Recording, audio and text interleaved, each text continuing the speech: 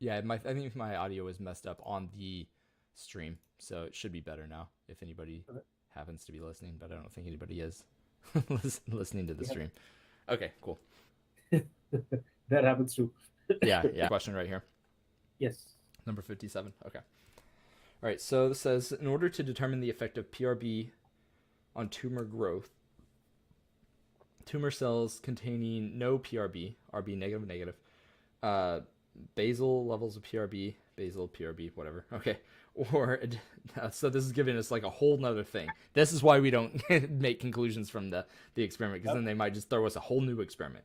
Or additional amounts of PRB, induced PRB, were injected into mice. Tumor cell growth was measured at 11 days post graph.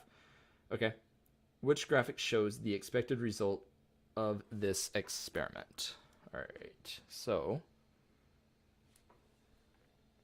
let's see here. So in each of these, okay, so we do need to tell whether PRB is going to be like pro tumor or not from all of this stuff over here. And so in each of these, we can see that in every single situation that we looked at, uh, so it's saying PRB may also play a role in mitochondrial apoptosis. Mitochondrial apoptosis pathway involves activation of BAX and BAC, which results in release of caspase activator cytochrome C. To investigate. All right. So which one? So just what do you think? Do you think that the PRB that higher levels on this graph means it's more or less likely to have cancer? Because that's kind of going to determine whether Yeah. which one of these Yeah. is So I think there's a better. general decrease basically, right? So I'm seeing the BAX minus and PRB basal and PRB induced, right? Those are the two key factors right there. But I believe because in wild type you're seeing that the fourth graph, the positive thing is like really high, and it's reducing. So if you're dealing with BAX instead of BAC, I think it should be reducing, not increasing. Okay. Yeah. So if PR so when you have PRB present though, Uh, because what this question's asking us to do is determine whether the presence of PRB is going to make the tumor grow or not, more or right, less, right? So right, and I think that what a lot of people would do, the reason that most people probably miss this question, I'll bet you less than half of people get this question right, is because they're gonna interpret. Most people are going to interpret. Okay, if we have higher apoptosis, that means that this PRB is more likely to cause a tumor if it's present, and that's actually the opposite of the case because in tumors, the thing about tumors is they want to, and one of the key things that a cell line needs to do in order to successfully become a cancer, to become a tumor, is it needs to be able to inhibit all of its regulatory pathways that would otherwise lead to apoptosis. And so if we look at all of these graphs right here, we see that the cases where PRB is induced, right, the gray graphs, the lighter colored ones, are for the most part, at least in the wild type, higher than their darker counterparts, meaning that these cells have more levels of PRB and therefore more apoptosis, right? And so that means that PRB is likely to cause apoptosis, which means it's likely to make it more difficult for a cell to cause a cancer. So what I'm going to predict here is that the cells that have no PRB present over here in the answer choice, right? So the PRB knockouts are going to have higher tumor volume, and the cells with PRB induced, meaning high levels of PRB, are going to have the lower tumor volume. So just right off the bat, what I'm looking at here, and we can double check that with this graph down here, where we're talking about yep, yep.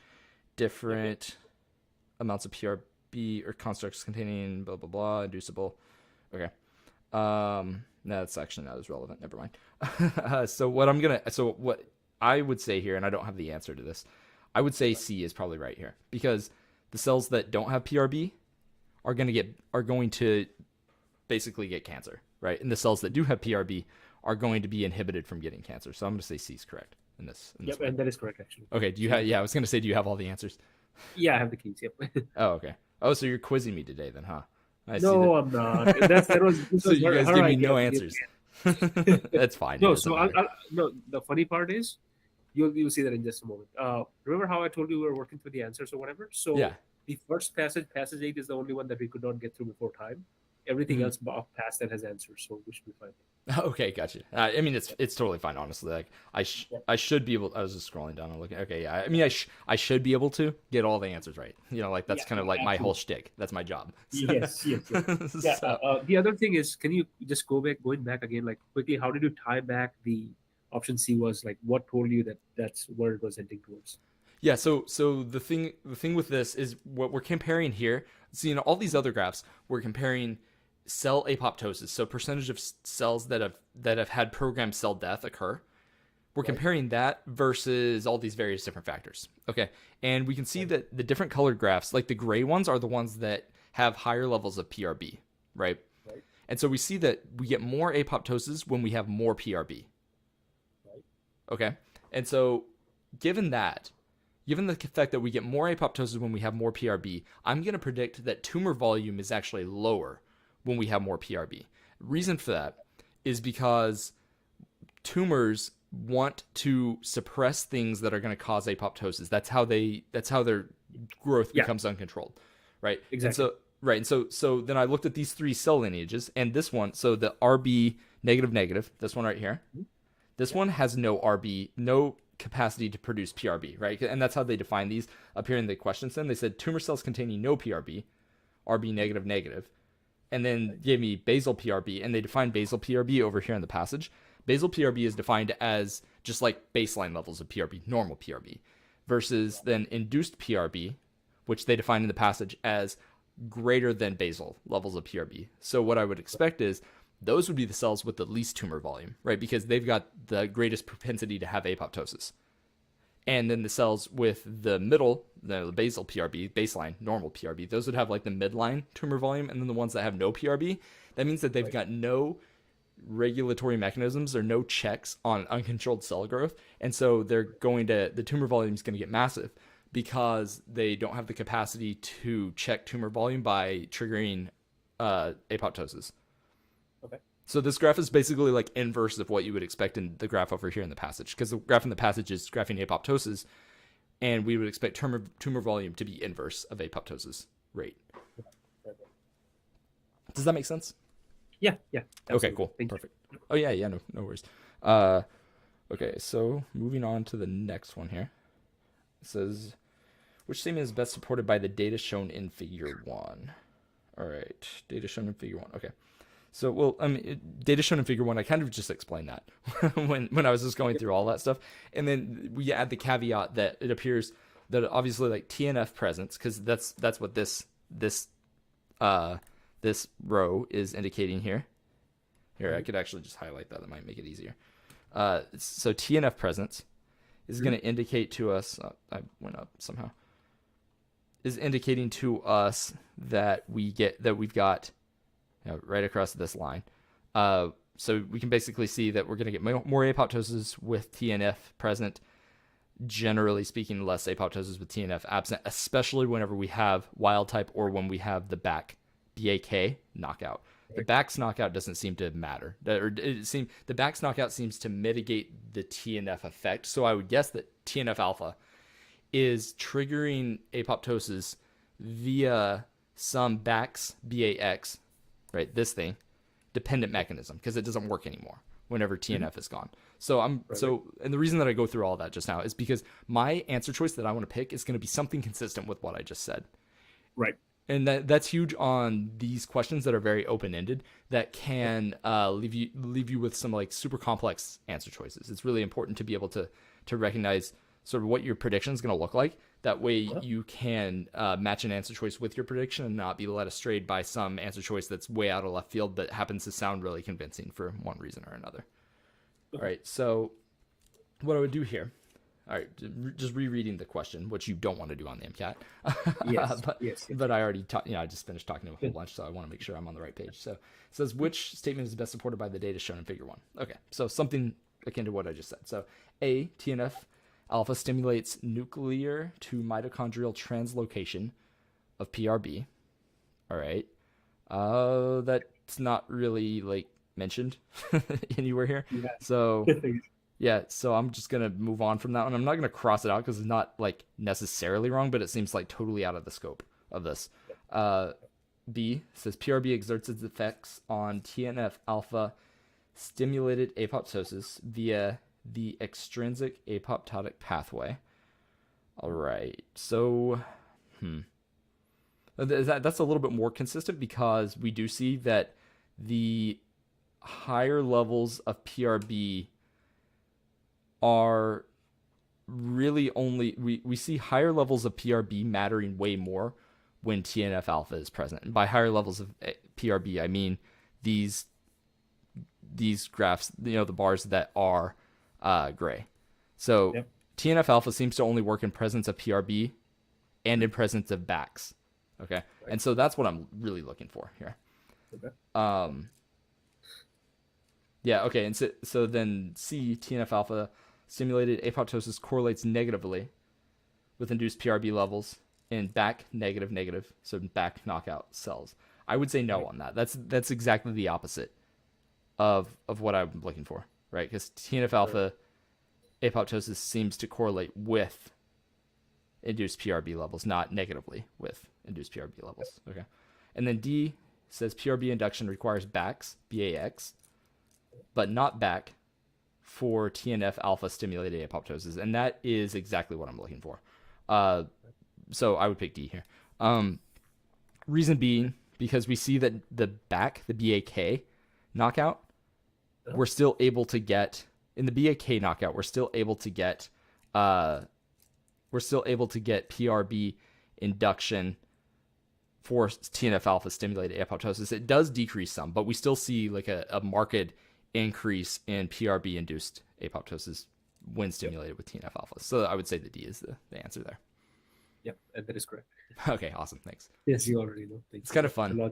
I'm kind of liking the quiz thing, but I don't want to get wrong answers. Sometimes it is easier to explain and arrive at an answer on these whenever I'm seeing them for the first time when I do have the answers. But it's kind of fun playing the quiz bowl game right now. Yeah, sorry, this was the first one, like I've said. Oh yeah, no, you're totally fine. I expect everybody engaging in good faith, and like I said, if I can't get the answers, then what use am I? Yeah. All right, so next one here. Next one here says, which experimental approach would be least effective to determine the localization of PRB within a cell? So here, like this one has so many possible answers that I can't really make a great prediction prior to reading answer choices. But I am generally going to be looking for something. I am generally going to be looking for something that maybe tags PRB with a fluorescent protein or something like that. But actually, keep in mind it says the least.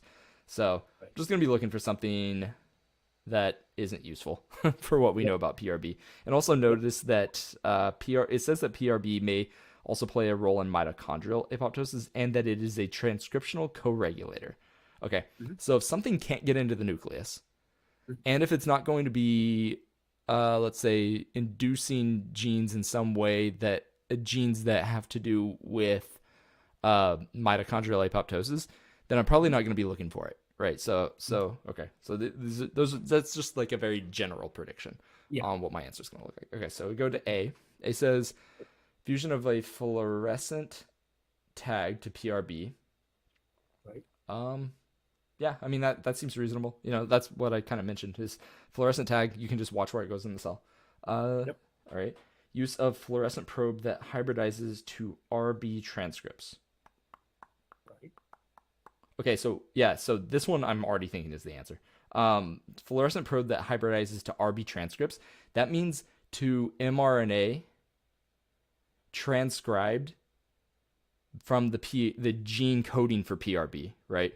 But this has nothing to do with the protein that is PRB. And so the mRNA, like while these are sort of the same thing, like levels of the mRNA for PRB is kind of going to tell us what the levels of the PRB protein are more or less, unless we've got some translational regulator, but that's just not as common as a transcriptional regulator. What we're talking about here specifically is the location of it within the cell. And so the mRNA and the protein aren't going to like hold hands and walk around in the cell together. They're going to be segregated from one another to some degree because the mRNA exists prior to the protein and the mRNA is degraded after it's translated into the protein after, so many generations. And so the protein is going to do most of its thing. It's going to be localized in the nucleus after it's transcribed because it is a transcriptional regulator, whereas the mRNA for it, so the RB transcripts, and well, unless this is saying RB transcripts meaning, no, I'm gonna go back to what I'm confident in what I said. Okay, so Yep. the so I'm gonna think this is probably the answer, but I'm gonna go ahead and read the rest of them anyway. Right. Cell fractionation to isolate different organelles. I don't love that answer either. Which experimental approach would be least effective to determine the localization of PRB within the cell?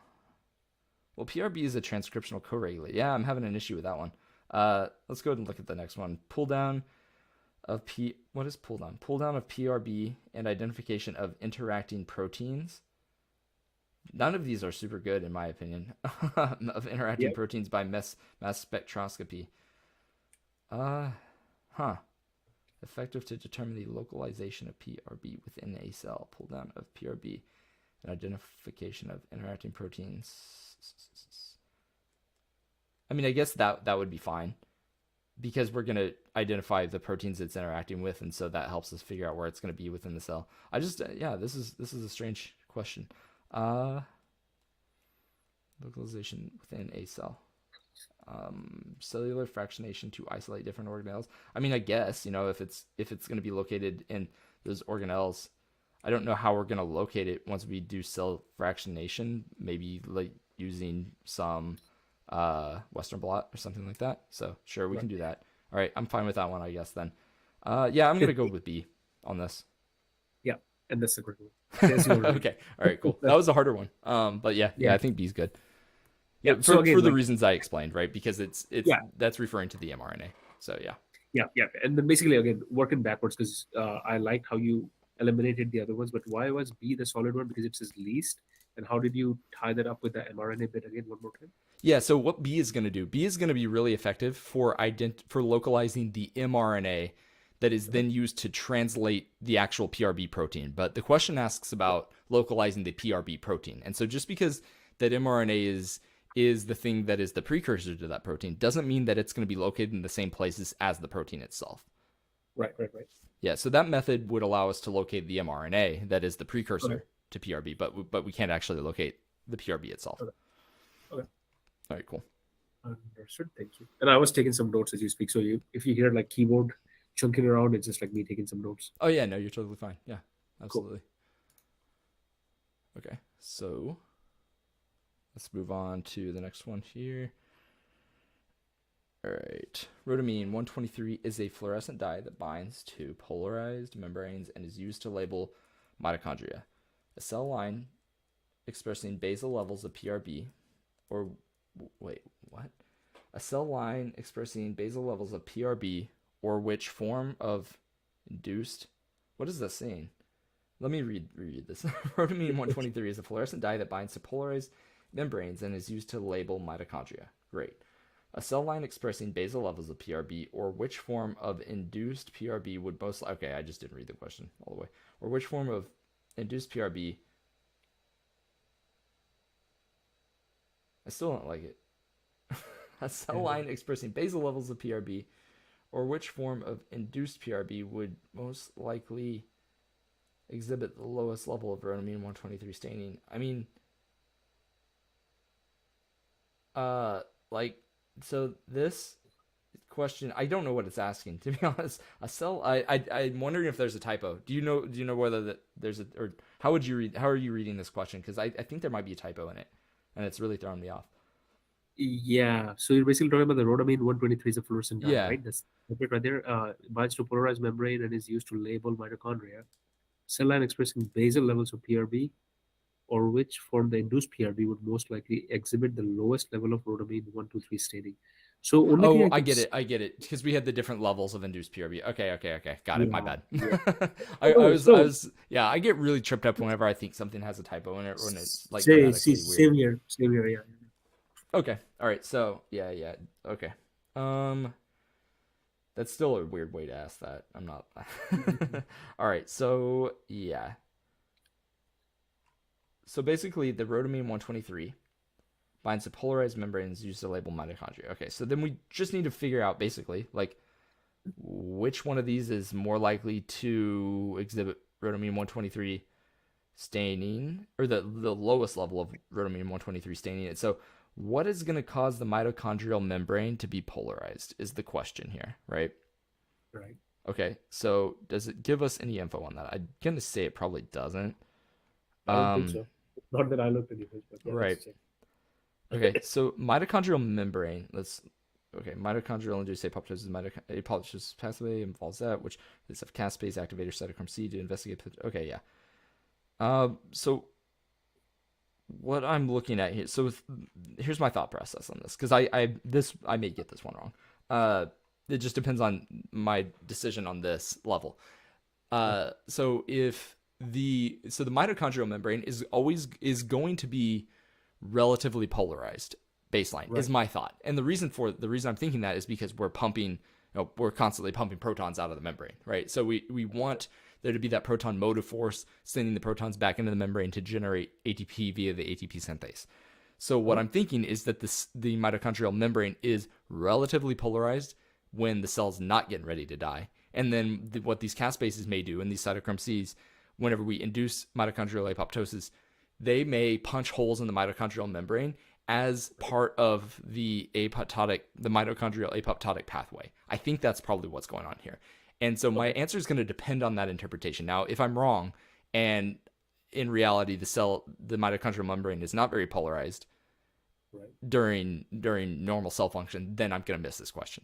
so Right. that's where I'm going with that. All right, so we're going to assume that we're going to get the greatest rhodamine 123 binding, so the lowest level of rhodamine 123 binding when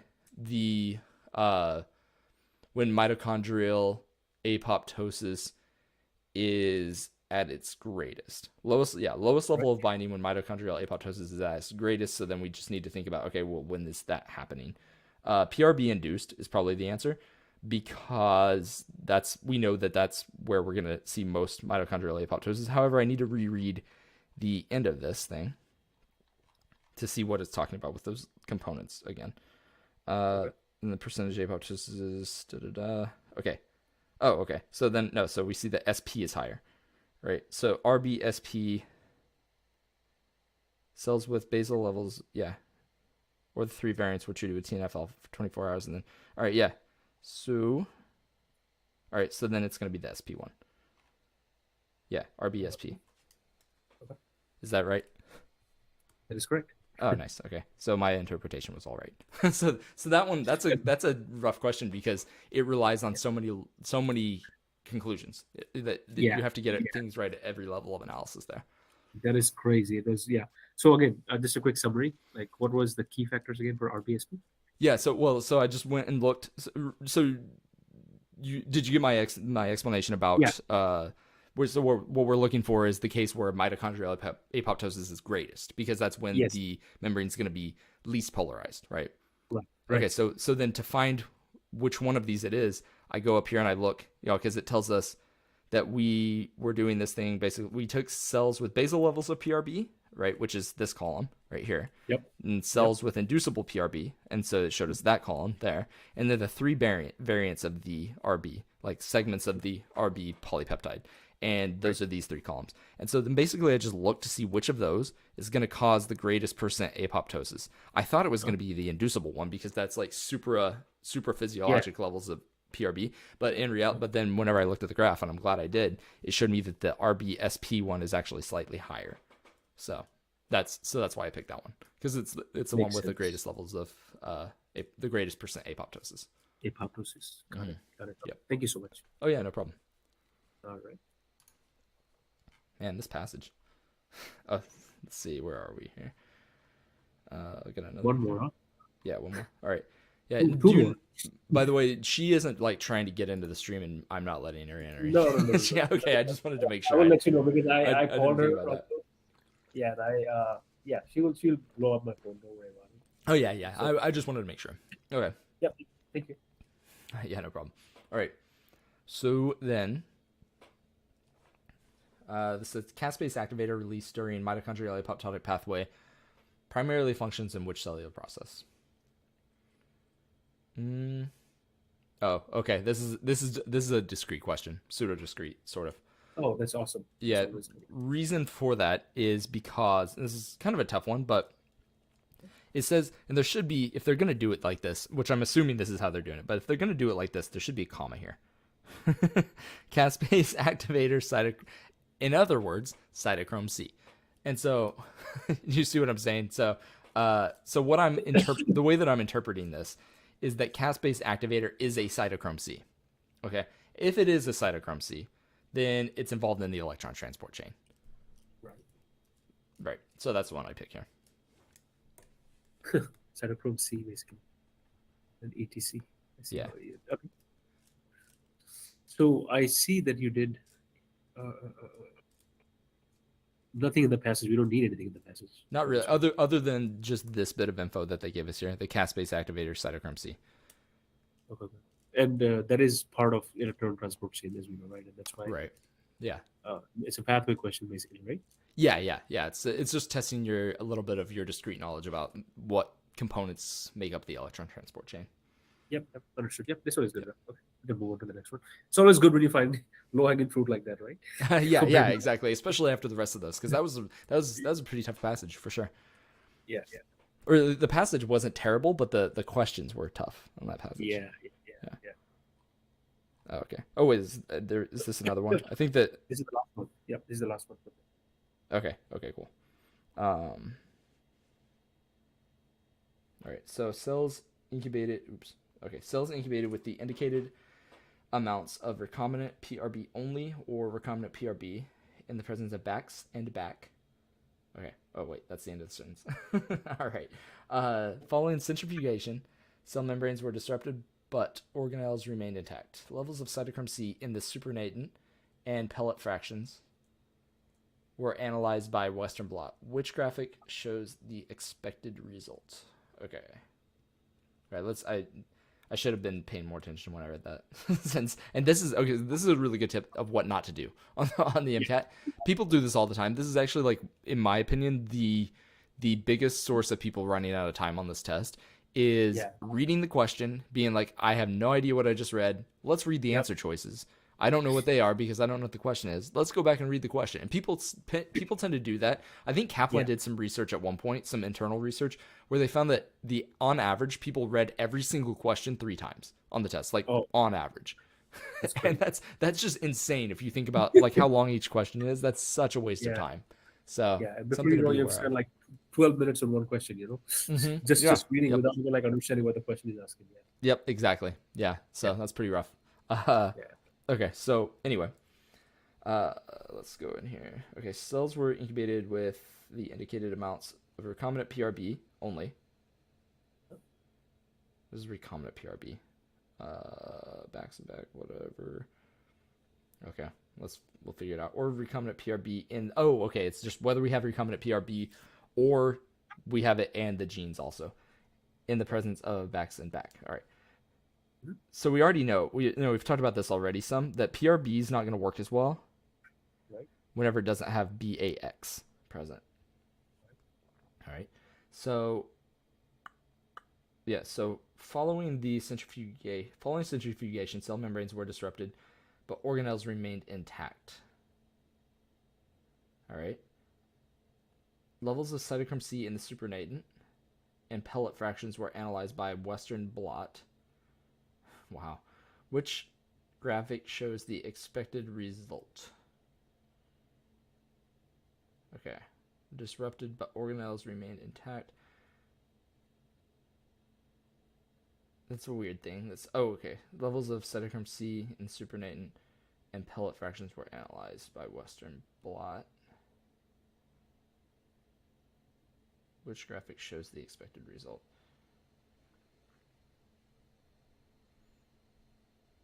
Because we're looking at levels of cytochrome C in each of these, okay?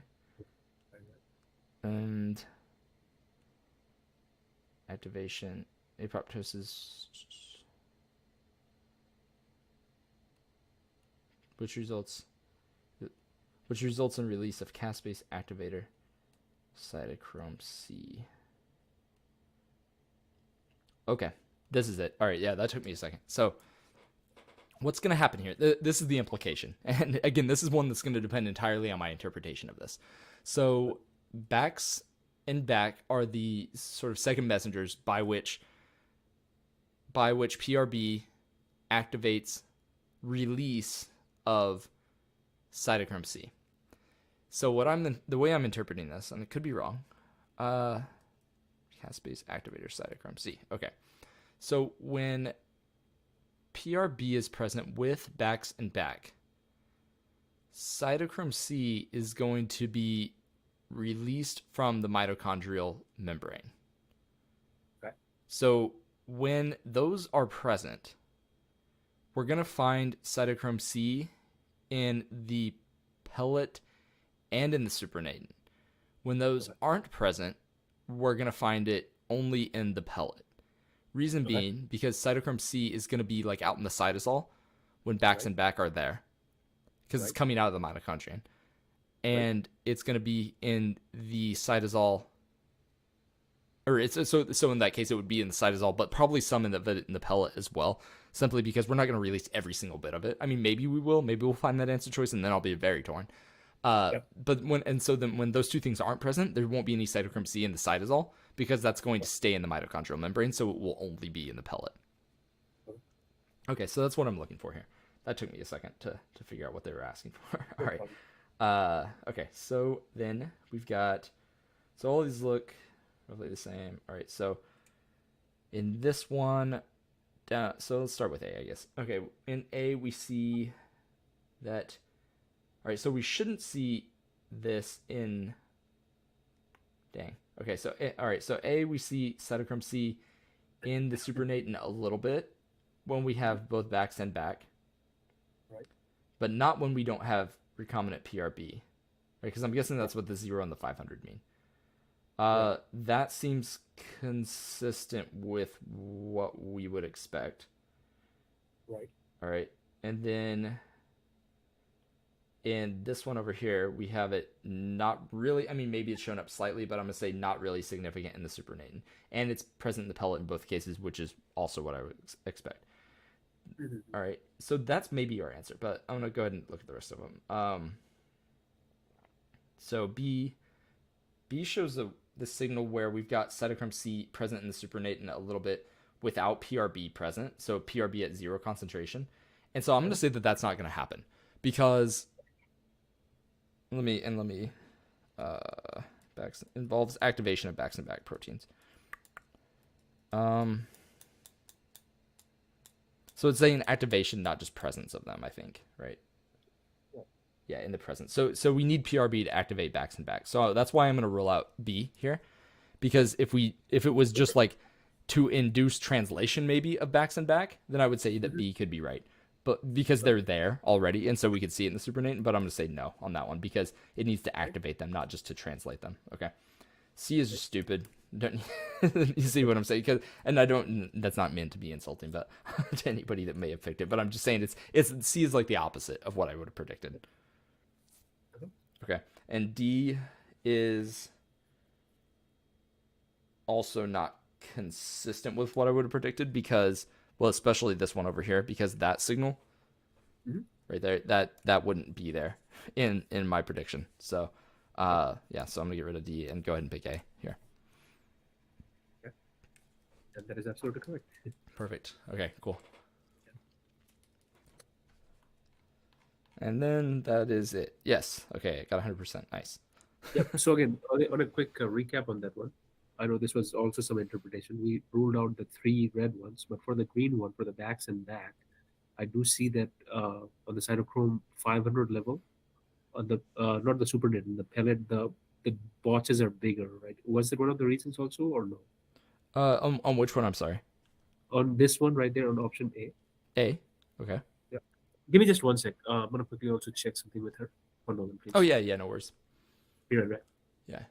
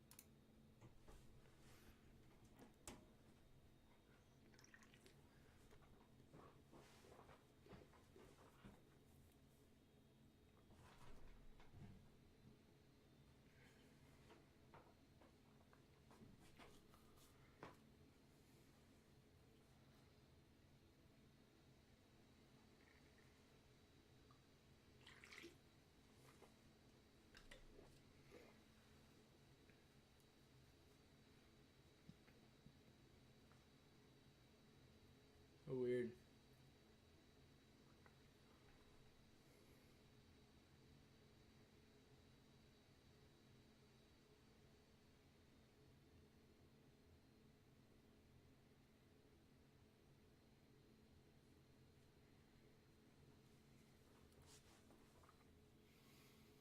Hmm.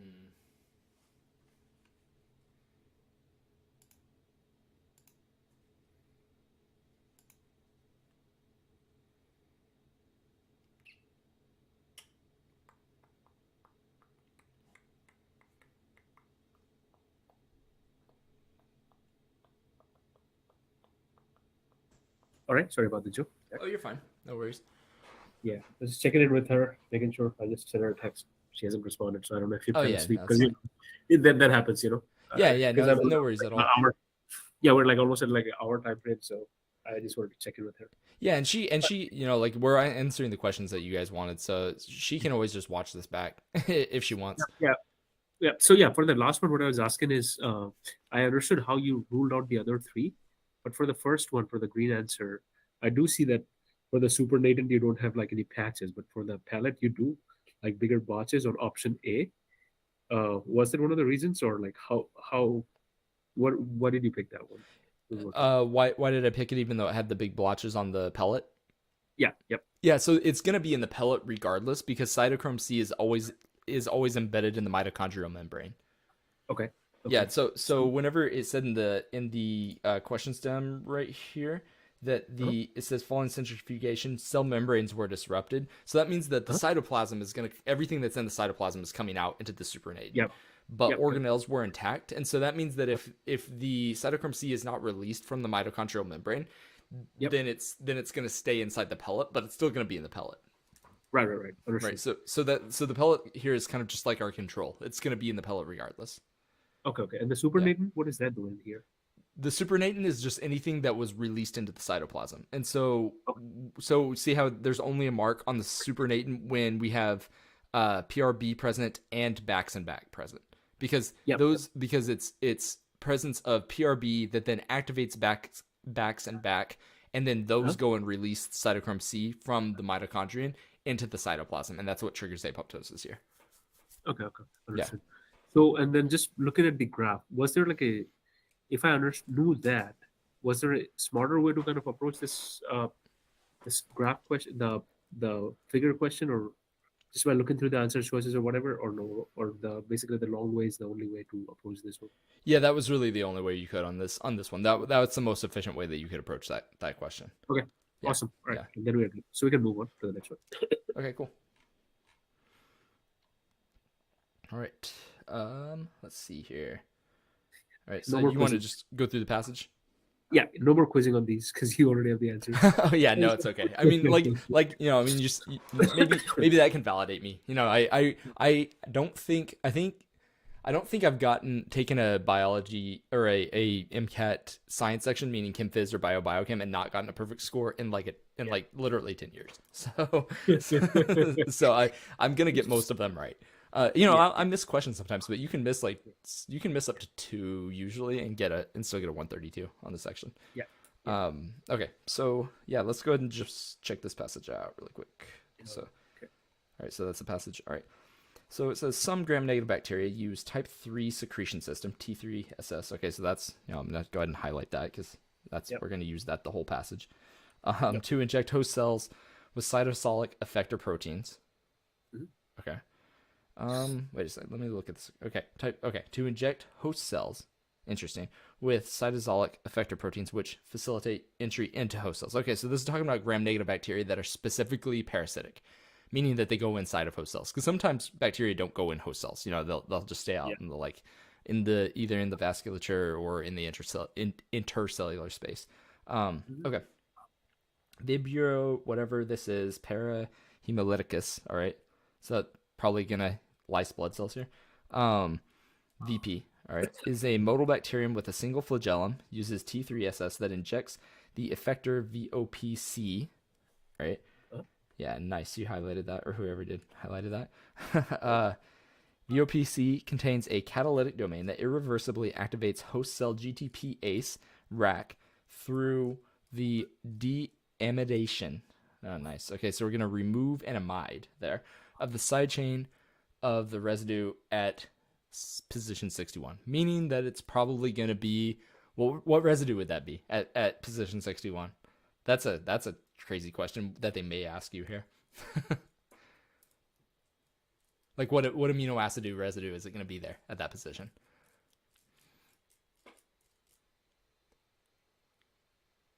Are you there? Let me know if you can't hear me or anything. I may have lost you.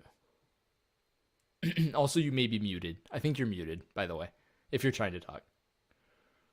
Yep, sorry about that. Oh, you're good. No worries. That will do it. Right. Yes, you were asking me about like what amino acid could be the reason for this, correct? Or what amino acid would be located at position 61 right here? Because it's saying it deamidates an amino acid at position 61. So it could be a couple different things, but I was just, that's a question that they could ask you. So as I read through these, sometimes I like, whenever I notice something weird, because you see deamination a decent amount, but you don't see deamidation that much. And so I would wonder whether that's probably going to be a question that they ask. So that's what I was just asking, just kind of quizzing you, because I'll do that constantly as I tutor people, is just quiz you all the time, because that's the best way of teaching it, in my opinion. Yeah, absolutely. I completely agree. Right. So, but position 61, how can I tell? Because I don't see 1-letter code or a 3-letter code. Or you don't need any of it. So because what it says is it deamidation of the side chain. So what amino acids? So then you have to ask yourself, what amino acids can have amides in side chains? And there are very few. So like NH3 basically, there's like 2 or 3 of them. There's not all of them. Right. Okay. So those ones would be glutamine and asparagine specifically. These are the ones I would think of. Yeah. Right. And then also you can have like the modified amino acids, but I don't even know what those are, like ornithine and stuff exactly. like that. We only need the 20 of them, exactly. Right. Yeah. So you don't need to know the ornithine and all that garbage. You do it in med school. Look forward to it. You have to know everything. All right. So activated rack alters the actin skeleton. All right. Good to know. So I'm gonna just backtrack really briefly. Because we paused there, but it says, so it uses the T3SS system. So it's just to inject cytosolic effector proteins into the host. And T3SS here specifically affects the effector, or injects effector VOPC. VOPC contains a catalytic domain that irreversibly activates GATPase rack, and rack is involved in so it does that through the deamidation of the side chain at position 61. Okay. Activated rack alters the actin cytoskeleton. All right. 1 second, I just got a text from one of my students saying I'm just gonna make sure that if they want to join, they can. Sure thing.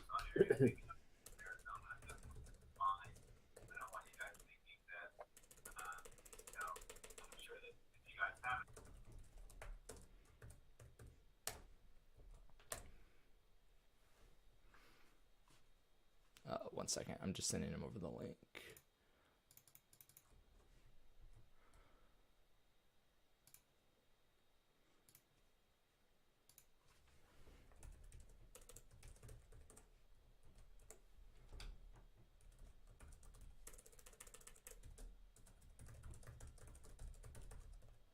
Oh, okay. They're just saying they're just gonna watch on YouTube. So they just wanted the YouTube link. That's funny. They're probably just doing something else. Okay, back to what I was saying. Sorry. Okay, so activated rack alters the actin cytoskeleton. Great. Okay, so what's the actin cytoskeleton do? Like, why is that going to matter if we alter the actin cytoskeleton? It's going to be the binding site is going to be basically changing, right? Yeah. Okay. Yeah. So it's just gonna, it can do stuff, right, to the actin side, meaning that it's, it could have to do with transport of stuff. It could have to do with the cell's ability to move itself around. It could have to do with if the cell is contractile in any way at all. Like if it's a muscle cell or something, then definitely it can mess it up. So just stuff to be thinking about as you're reading. Okay. So then we see moving on. Says experiment 1. Host cells were incubated with in-cell media containing VP. All right, I'm assuming VP. There it is. VP is that bacterium for 2 hours. The cells were rinsed and incubated in new media containing an antibiotic effective against a wide range of bacteria. Right. Okay. Including VP. At hourly intervals, sample All right. Okay, so it says hourly interval samples of.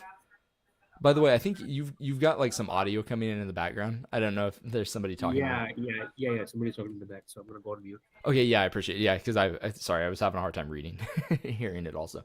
Okay, so starting that sentence over again. So it says that host cells were incubated in cell growth media containing VP for 2 hours. The cells were rinsed and incubated in new media containing an antibiotic effective against a wide range of bacteria, including VP. At early intervals, samples of host cells were collected and rinsed, and intracellular bacterial levels were measured. Okay.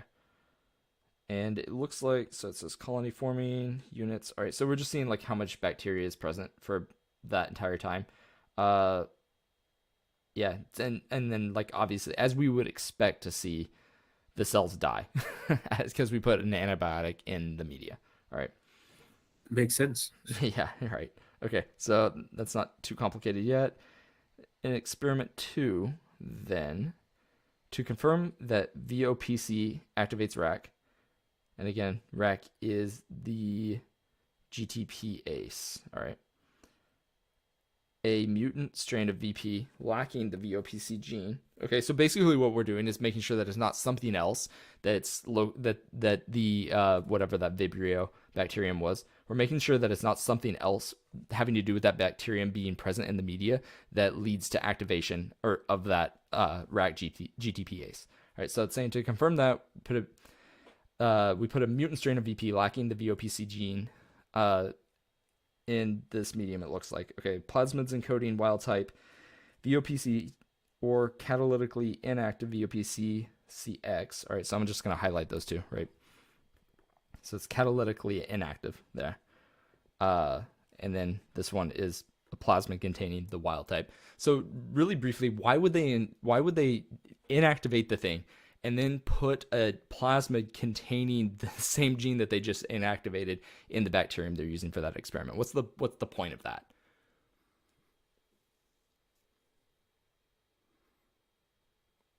Can you hear me?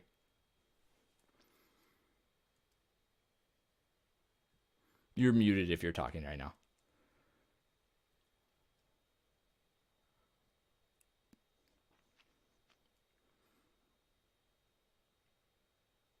Yes, I'm here. I cannot unmute. Sorry. Okay, no, you're good. Sorry.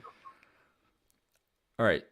So what I was asking there is why would they why would they put a plasmid encoding the same gene that they just inactivated back in the bacterium? Is it for replication? I was thinking about that one. Or will that cause some kind of? I mean, so the only thing that I could think about is potential replication. I'm not sure about anything else. Though. Yes, the main reason that they did it here. So the reason they did it is because they wanted to control. Yep. Because they put the catalytically inactive version on a plasmid to put it in, so they needed to put the catalytically active version on that same plasmid, just to make sure that that it wasn't something about the vector that was messing this up, right? Okay. All right, so inactive VOPC X were transferred into into this thing that lacked the gene to create strains with the VOPC and with the catalytically inactive VOPC, respectively. So then it says host cells were exposed to each strain, and GTP-bound RAC was measured by Western blot analysis. Okay, and so we see the Western blot down here. All right, and Western blot analysis shows figure 2 RAC activation of VOPC. Note U indicates uninfected aldolase, whatever, all this. Okay. Okay, and so aldolase is just constantly expressed. So the reason we put the aldolase there, again, is just for the same reason. It's just for control. So you're unlikely to get a question on that. If you do, then it's free. Okay. All right, so yeah, so not a whole lot going on in this passage, honestly, so we may get some difficult questions. Let's go ahead and just jump into those. Do you have any questions prior to jumping into the questions here? No. We'll just do the same strategy like you always said, right? Read through the question, try to predict. Right, yeah, absolutely. Okay, cool. And then, same strategy. Okay, sure. All right, so question 1 says figure 1. In figure 1, which statement best explains the data trend of an increase followed by a decrease in Okay, so we already talked about this question, right? Because we incubated it with the bacterium present, and then we threw an antibiotic in. Obviously, the bacteria are gonna die, right? Oh, wait a second. Actually, I misinterpreted this. Now that I just looked at this. So figure 1 is showing levels of intracellular bacteria at each time point. Right? Repeat that, sorry. Yeah, okay. So I'm just looking to see exactly what figure 1's showing us here. All right, experiment 1, host cells were incubated in the growth media containing VP for 2 hours. The cells were rinsed and incubated in new media containing an antibiotic effective against a wide range of bacteria, including VP. At hourly intervals, samples of host cells were collected and rinsed, and intracellular bacteria were measured. Okay. Figure 1. All right, so then the question is asking which statement best explains the data trend of an increase followed by a decrease in bacterial cell count. And so my prediction here, well, the prediction here is simply that we put an antibiotic in, right? So that's right. That's what's going to cause host cells to see a decrease in intracellular bacteria, right? Agreed. Okay. All right. Cool. So let's just look for an answer that says that. So A, the number of host cells in the sample increased until carrying capacity was reached. No. Right. Just because that has nothing to do with the antibiotic. B, infection of VP is maximal at 5 hours of exposure. Well, that's not even consistent with the graph. See what I'm saying? Because like we would expect highest bar to be right here if that were the case. So that's not consistent either. C, VP replicates inside the host cell before causing host cell lysis. And they're saying that's the right answer here, right? That's not interesting. Yeah, I know. That's not consistent with this. Where'd this question come from? The Jack Weston thing? No, this is a section bank from AAMC. Oh, So okay. whenever you see Jack Oh, Weston, that's just something that's on the AMC deal. Gotcha. yeah. Okay. Yeah, so it's basically like, well, how do you know you're truly ready? That crap is basically always like Jack Weston extension, which we Yeah, do like gotcha. sometimes because the explanations are better. Mm-hmm. But once you install it, it's obviously they just ignore that Yeah, anytime gotcha. you see. No, that makes perfect sense. I would It's do like that it's too like if a I were you. sales script. Yeah, Yeah. it's like a sales script basically. Yeah, it's a good idea. I need to make one of those. Yes, you need to have I an will be extension. doing that shortly. That's a really good idea. Yeah. Okay. Just make an So extension, put it like Joe extension, and then you'll be fine. the yeah, right. Okay, so this is interesting though because this is not what it says what the graph is. Yeah. So I was having some trouble with like the explanation and the C on this one. I wanted to ask you why that doesn't line up correctly. Yeah. No, I agree with you. I think that there's an issue here. So yeah, because this figure says levels of intracellular bacteria at each time point. And that's not referring to the number of host cells present. If it was referring to, like if our y-axis here was just number of host cells, right? And it's not. Right, it's not. So yeah.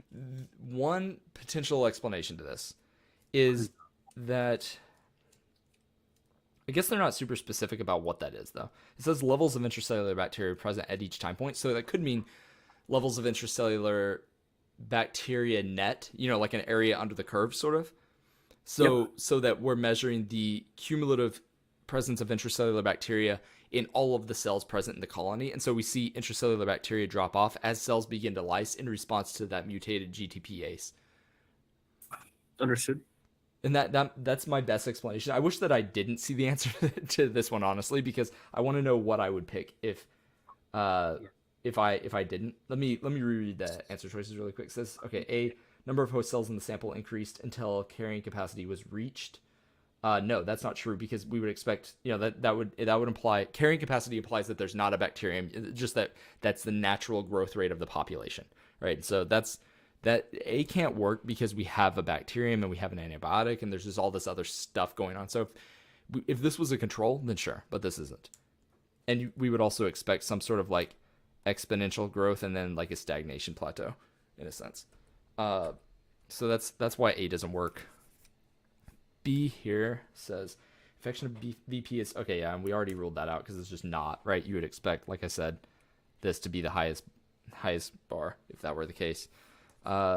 C, VP replicates inside the host cell before causing host cell lysis. That works, right? Because we see that hosts, that works with my new interpretation of it, but it's not what I was initially looking for. No, understood. Right. Okay. So because it's the host cell lysis, then obviously we see less colony forming units of both host cell but also of intracellular bacterium, because when the host cell lyses, there's not going to be intracellular bacteria anymore because now they're extracellular. And then rate of VP entry into host cells increases, then decreases over time. Yeah, that's just not true. Yep. Yeah. Okay. Yeah. So I guess the C is, yeah, I would definitely pick C here, even though it's not consistent with the answer choice, just because there's not another answer that's remotely good. So fortunately, there wasn't sometimes it's like crapshoot, right? You pick the best out of the worst. It's not exactly accurate, but you just pick the worst out of the best, right? Or best out of the worst, how we look at it. So. Yeah, exactly. Yep. Okay. So moving on. And I'm just to briefly see biology question, VP media. Okay. Yeah, they're basically, it's not a hard question. It's just not great answer choices there. Which, does happen. So you got to keep in mind, you want to keep looking for the best answer choice, not like the best possible answer choice, just the best one present. Yep. Okay. So next question says the amino acid. I literally asked you this as we were reading through it. I know. That's called the intuition being like on point right there. Right. It just makes sense that would be a question because you don't see deamidation reactions. You've probably never seen a deamidation reaction, maybe somewhere in an obscure Occam course. Never.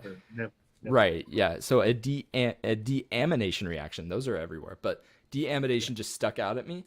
And also the fact that it's on the side chain significantly limits your possible choices. And so what they're going to give you here is glutamine or asparagine. They won't give you both, but glutamine and the asparagine are the only two this could be. And glutamine is clearly the answer. Yeah, and the reason being, it's just the only one that's got an R group that's got this situation going on. Yep. Yeah. And next one. So the only thing it could be like glutamine but wait, why is not arginine? Because I thought both of those were asparagine and glutamine. Those are the two, right? Or asparagine. Yeah, asparagine and glutamine. Meaning that they're just the amide forms. They're the amide forms of the carboxylic acid side chain. Okay. So like the amide forms of glutamate and aspartate. Okay. Yeah. Okay, cool. So yeah, that one we kind of already headed this one off. We already answered while we were doing our prediction phase. Yeah, we already. yeah, exactly. Which is that's why you do that as you're reading through the passage, because then you can already have answers generated. And so like if I was taking this test right now, that question would have taken me all of 3 seconds to answer because I already assessed it. Yeah, but people predict answers. You're predicting questions at this point, So which is where you want to get. If you do enough practice questions and constantly be intentional about your reading through the passages, then you get there. You really do. Yeah. It's just a matter of constantly practicing in that manner. Yeah, agreed. Okay, cool. So then next one, what is the independent variable in experiment 1? All right. So, independent variable. Okay, so what is the independent versus the dependent variable? Sure. In terms of x-axis and y-axis, or in terms of like what changes and what doesn't change? Either one. Just give me your definitions of them. So okay. So independent variable, it's like something that is not gonna depend on something else, right? So for instance, one of the things that I can think about is like time is probably gonna be independent. Right. Yeah. And and dependent variable is gonna in order for you to get the results, you rely on something else, right? And generally speaking, I think y-axis is the independent variable, and x is dependent variable. Other way around. You have X is the independent and y is the dependent variable. Yeah, exactly. So and so that statement that you made right there, that answers this question. Because if you're like, okay, well, x shows up on the independent variable shows up on the x-axis, so let's just figure out which of these is the x-axis. Yeah, this is basically like x and y-axis question, right? So I can even see time labeled on the x-axis. Right. And it's the independent variable, so it's time. Yeah. We don't have to do anything more than that. Yep. Yeah, and so that's another question that takes maybe 10 seconds on that one. So Yeah. So if you're For behind you, on time before these yeah, questions, that's it. well, no, for you Yes. not too, because you knew the thing, right? You knew Yeah, yeah, I mean, you yeah, misstated it, but I know you yeah, knew because yeah. you knew. It's just a matter of thinking, okay, which one actually is which? Yeah, yeah. Which X is thing? independent. There was a mnemonic that I used to remember, Uh huh. but yeah, I think that's all this was. Do you know of any mnemonic, or what? I can just like XIN or Yeah. YDE or something like that. Doesn't even matter, but you know if you've done it enough Yeah, times, right? and I wouldn't even worry about a mnemonic on that because you can just reason through it. You can just be like, well, why is the thing that we care about? Why is the thing we're measuring? So why is the thing Yeah, that depends upon the thing that we're screwing with yeah, in the experiment, aka the right. independent variable? So why is the Exactly. dependent? It depends on X. And that's X, what the story of the graph is always how does Y change when we mess with X? And X. yeah, and so that's all science is like what happens to Y when you mess with X in some way. That's the Yeah. underlying the underlying Yes. philosophy of all of science. Uh Understood. Yeah, I've seen a similar question before. The only reason why I got it correct is because I've seen the exact same or very similar question where all they were asking is, "Hey, what's on the x-axis?" Or what's on the yeah. if you know how to read that, you can get away with that. Yeah, yeah, exactly. That's pseudo discrete in a way, right? Yeah, yeah, yeah, for sure. Yeah. Okay, so here this says a rack variant in which residue at position 61 was replaced. Wait. Okay. Oh, sorry, I can't read. A rack variant in which the residue at position 61 was replaced with alanine was synthesized. Okay, great. A wild type rack and rack 61A, so the new thing where we have alanine there instead of uh, glutamine, were incubated separately with VOPC. All right. To obtain data to support that I cannot read. To obtain data to support that VOPC modifies rack at position 61, the sample should be analyzed for the presence of which compound? Okay. Yeah, so what's your thought process here? This one's more tricky for sure. Yeah, I'm checking. I'm checking. So it's rack 61A is what I see, um, and this is also an alanine. Hold on. Wild type rack is 61 is intubated with VOPC. Protein data and support the VOPC modified rack is sample should be analyzed for the presence of which compound. Okay, so just from a first glance, I don't see any chemicals on the passage, either in experiment one and experiment two. Mm-hmm. Um, so I'm going to quickly look for VOPC, and when I scan that, it looks like experiment two is messing with VOPC. So I'm going to highlight, quickly jump in there, and look through position 61 for experiment two. And yeah, okay, that probably is going to help.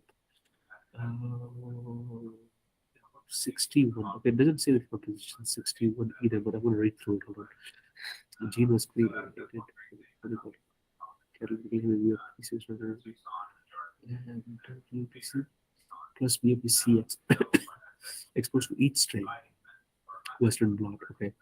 So GTP rack. There is not a solid way to narrow down which chemical it could have been because the options are like NH3, O2, carbon dioxide, Right. H2 acid, right? Yeah, yeah. So there's got to be some content knowledge that I'm missing here, I guess. Right. Yeah. Yeah. So, and that's what I was not going to let you go through that much longer Yeah. because Yeah. this is a discrete question.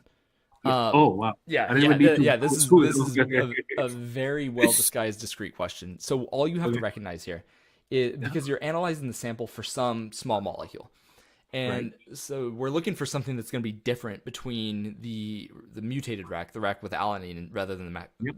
than with glutamine, right? And Right. so remember what rack Oh, does. I see. Oh, okay. Okay. Rack What does it do? Sorry. it catalyzes this deamidation reaction of the side chain at position 61.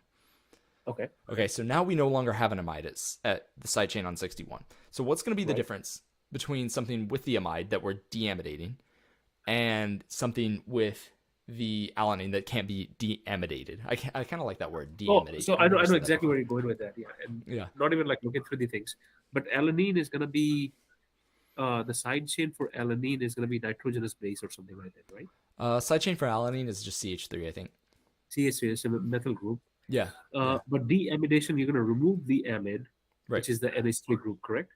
Yeah, yeah, yeah. In the case of glutamine, yeah, it's just an NH3. It's just an NH3 attached to a carboxyl. Right. So you're Right. gonna So remove the NH3, yeah, the yeah, ammonia group from the carboxyl. right.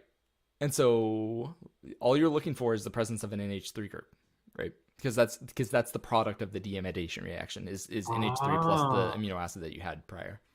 right. Right. Okay, So that's to get the NH3 basically. yeah, so basically what this reaction is going to do, I'm thinking, I don't Yeah. think it says specifically how it deamidates it, but it's a Yes. GTPase. So probably what it's going to do is it's going to replace that amide with Right. a phosphoester because we're going to use the phosphate, from the GTPase to attack that carboxyl group. Like a nucleophilic, nucleophilic substitution on that Okay. carboxyl group. Where you've got. Let me see if I can draw this right here really quick. So you've got the rest of the amino acid there. Then you've got this amide thing, right?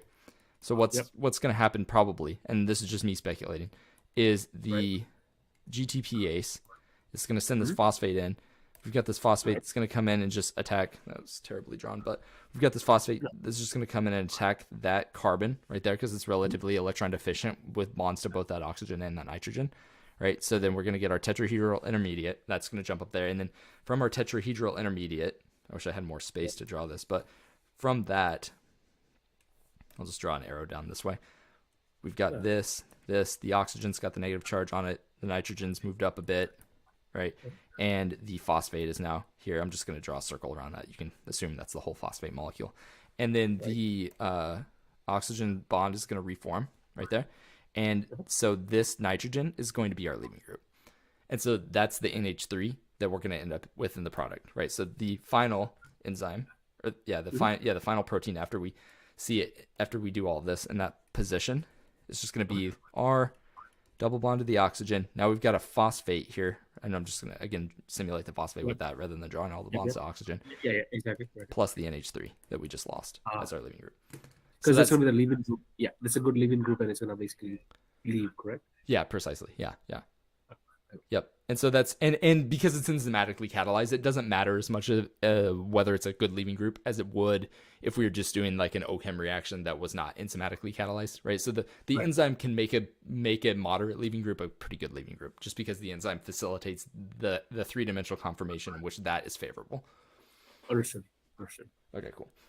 So yeah, so that is why this is the answer here, and that's a discrete question, right? Because it was just testing your Yeah. ability to recognize that deamidation and see what the reaction product of was that. So anytime you hear deamidation, you're deamiding, which is the NH3 group, is getting lost, and it's just ending up as in the uh, product part of the reaction as a leaving component, basically. Yeah, and so it could be an in like an NCH3 or those Yeah. H's can be replaced with aliphatic chains Yeah. because because the amide doesn't necessarily have to have just NH3. It can have NH and then a whole bunch of carbons branching off of it as well. Right. Right. Right. But yeah, you want something with the nitrogen nucleus there in the Okay. molecule. Yeah. Okay. Sounds good. Okay, cool. All right. So then let's see this next one. All right. Next one says, why was the total amount of rack measured in experiment? Wait, why was the total amount of rack measured in experiment 2? Oh, okay. Let's see here. What was experiment 2 doing again? I forget. Experiment 2, to confirm that VOPC activates rack, a mutant strain of VP lacking that gene. Okay, sure. Plasmids encoding the wild type and the catalytically inactive were transferred to create strains. All right. Well, okay. Yeah. So what's your thought process in this? Because we can look at the answer, but I'm trying not to. Yeah. All Yeah. right. Can I see the question again, or no? It's right here at the bottom. Can you see? I just like Thank you. scrolled down so I couldn't see the Yeah. answer. No, that's fine. That's fine. I'm mostly preventing myself from seeing it. No, that's good too. Yeah. Yeah. Total amount of rack measured in experiment 2. So Mhm. if you scroll back up a little bit, Yes. we want to So we see can see the experiment 2 from the other exactly one. Yeah, for experiment sure. 2 from the other one. Yeah. Exactly. Yeah. Like Yeah. that, right? Okay. So total amount of rack that was measured. Activates rack. Just give me one sec. Yeah. No problem. Get into the experiment 2 right here. Rack was measured by Western blot analysis. Okay. And Western blot analysis does we know snowdrop. So proteins. Yeah. Exactly. Yep. And it's trying to see. GTP rack, total rack adolase is the enzyme that I see. And I see the rack activation in affected. Generally speaking, the I see the labels right there. The unaffected are the U. So whenever you are looking at GTP rack, it's unaffected, right? And VTP. I'm just analyzing the figure. I don't know if it's the right way of going about it. Um, To answer the question. when you see GTP, yeah, so the GTP rack, we're just making sure that. So basically, what's going on here? Let me scroll it back down so I can see the question again. Yeah, go to So it's okay, yeah. So it's asking us why we measure rack there, and not even what. Okay. right, yeah. And so the point Is it oh, go ahead. as a control? Yeah, pretty much. We just want to make sure that it's present. Huh? So because what the VOP thing is doing Yeah. is it's modifying that, right? Let me go Right. back up and read the passage again. Just seeing that. Yeah. VOPC contains catalytic domain, activates host cell GTPase rack through. Right. So, yeah. So we just want to get an idea of, well, first of all, whether it's present, and then how much of it is there, so that we can Mhm. get a sense of what we're looking at. Because if we don't Yeah. measure, if it's not there, then this whole experiment's useless. Yeah. Exactly. Right. Okay. Yeah. So, right. And okay. So looking at the answer choices, it says to confirm that the antibody used to detect GTP rack was working in each sample. No, we didn't need to do that because Mhm. we could just look for the antibody, right? Yep. To determine Okay. if the same amount of each sample was loaded on the gel. No. Mhm. To act as a control for comparing rates of rack activation by VOPC. I don't think the passage said anything about that. Yeah. Oh, it's not helpful. No. No. Right. Okay. And also, But rack's it's not activated by VOPC, right? Oh wait, right. no, it is. Okay, it reverse. Yeah, never mind. Uh, Yeah. uh, Yeah. But I mean, it is activated, but you don't know the rates, right? Because it's right. not giving you like rates that you should go through. Yeah, and it's not a control.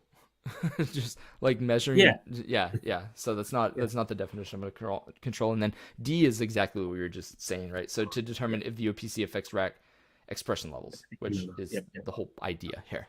That's Yeah. the whole point of It's the like if it is experiment. expressed or not, because you do see that there's dots where it's not expressed. Yep. Yes. Yeah. Exactly. Perfect. Nice. Okay. Okay. All right, same passage. How many questions do we have on this? Just out of curiosity. Okay, this is the last one. Okay. Under normal conditions, in the absence of VP infection, what is the structure of the molecule? Wait. Go back up. I think we missed a question. Oh, did we? My bad. Yeah, because it was something like 1 and 2. No. Sorry. Maybe it's the next one then. Yeah, this is just it. I think this is it. Oh, yeah, that's it. Yeah, sorry. Okay. Oh, you're good. Under normal conditions, in the absence of VP infection, what is the structure of the molecule that binds and activates RAC? Oh, okay. Yeah, so what's your thought process on this? No, I'm checking again without looking at the answers. Trying. Yeah. Absence of VP infection is structure that binds and activates RAC. So we know that we talked about deamidation. It's gotta have an NH3 somewhere, or NH2 with the NH. And it's just based on that logic, I think C is out. Hmm. Um, So this isn't this actually doesn't have to do with that amide. Um, okay. yeah, so this is just testing your ability to recognize GTP as a molecule, which is a tough Oh, you know question, what honestly. GTP? Like if you don't Yeah, have yeah. I don't know that I've seen this before. Like people being made to recognize because I'm fine with them saying that C and B aren't correct. D Yep. is rough though, man. Because Yeah, D because D looks. Oh my God, look at that. Because you don't have that NH2 and NH hanging right well there. D is adenine. And so it's making you recognize differentiate between the two pyrimidines. That's interesting. Yeah, yeah. The Or adenine I and mean the guanine is the two purines. I didn't mean purines pyrimidines. exactly. Yeah. It's purines, goalless, two purines right there. Yeah. Yeah. Yeah, That's a tough one. that's crazy. That is a really tough one. Yeah, because if you don't know that, if you don't know the structure of NH2 and NH3 are gone, and the only and well, there's an O right there in the GTP, like you said, right? Yeah. Yeah. It's a Yeah. double bond O that's missing on the ATP, right? Uh On the double bond. I don't see the double bond O on option D. On option right. Yeah. A, Yeah, cuz option D is ATP. ATP exactly. That's what I'm saying, right? So ATP doesn't Mhm. have the double bond O, but GTP does, right? Yeah. Yeah, that's a tough question. So yeah, That's a it's really you just gotta know tough the question. Yeah, you just gotta know the OChem structure. There is no way of getting around that, Yeah. Yeah, So that's that difficult. Man. so that was GTP, right? The structure of GTP. Can you just label that for me? Yeah, When yeah, you're yeah, done? for sure. GTP Yeah. and ATP. GTP. And since rack is a GTP ace, we know that it Yep, binds it, right? yep, yep. And yep, that's all Then there is just to that. label ATP also at the bottom. So when I look And to the note, and yep, so it'd be easy to mark these two out. We can mark these yep, out because we know, see how there's only one ring attached to the yeah, ribose? That yeah, tells yeah, us that exactly. these are the pyrimidines. Pyrimidines, pyrimidines, not purines. Yeah. Yep, Yeah, and so that's not difficult. But what yep, is certainly difficult here is recognizing yeah, the GTP versus the ATP. So, yeah, exactly. tough. There's a mnemonic that I use, pure as gold. So that's how I remember the purines and the pyrimidines. So pure Nice. as gold. So purines are ATP and GTP. Hmm. That's how it is. Yeah. Yeah, yeah, Yep. yeah. I just And I don't that kind of stuff for some reason I always just made myself like remember it from. yeah, I just remember adenine and guanine are purines, purines. Yep. which is not the best way probably, but that's Yeah. just the way that I've always done that No, I stuff. mean I'm stupid. So when it comes to like Oh learning, no, I have fun with like mnemonics, and that's how I remember some things. I Like think that's a better approach, honestly. When I got because I was always against mnemonics because of yeah, being arrogant, yeah, more or less. And so yeah, when I got in yeah, med school, though, I had to drop that because I was just yeah. way too much to memorize There was just to way be too much stuff. You just anti-mnemonic. can't keep it. Yeah, You yeah, can't keep up. Yeah, yeah. Yeah, that's yeah, like for my sure. story with Anki. So like I used to hate Anki and even Discord. I was like, that's just too much distraction or whatever, right? Yeah, But yeah, look at me, like I gotta do it every single day to be good at it. yeah. I used to get on Discord some to play video games whenever I was in med school, but I've never used it for Yeah. anything but video games. Yeah, So that's how I chat with like some people. But I was anti yeah. Discord, like how you are anti mnemonic. Like Hmm. up until like I would say a month ago, I was anti Discord. Like I just did Oh, not like Discord. you just started Yeah, Discord because recently? yeah, like Nice. maybe a couple months ago, because it's just like the same thing. Like everybody plays video games, and you can't really study on that thing. Yeah. Yeah, Yeah, I had to quit. I had to retire from video games like 2 years ago because I was just playing way too much League of yeah, Legends. League of Legends was my vice. yeah, yeah, yeah. Yeah. So I never Okay. got into the video game space ever. Oh, yeah, Just don't. It's because I know it's like it's a dark world, But yeah, yeah, you have it is a dark hole. Yeah, you can never that is the thing.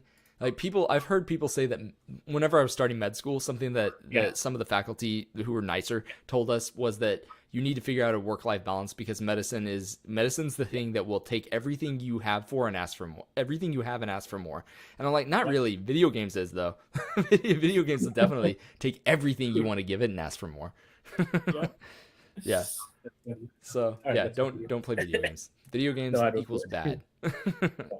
But maybe when I retire, maybe when I'm like 110 years old, then I'll just sit down and Yeah, yeah. try to enjoy My brother it. always wants me to start playing League with him again, and easy for Yeah, him to say. Like he's yeah, a big yeah. He just graduated from Harvard Law School, so yeah, yeah, yeah, he's got time, yeah, um, yeah, or not time necessarily, but he's in a good spot to do that. And I told him as soon as I have 8 figures, I'll play video games with him.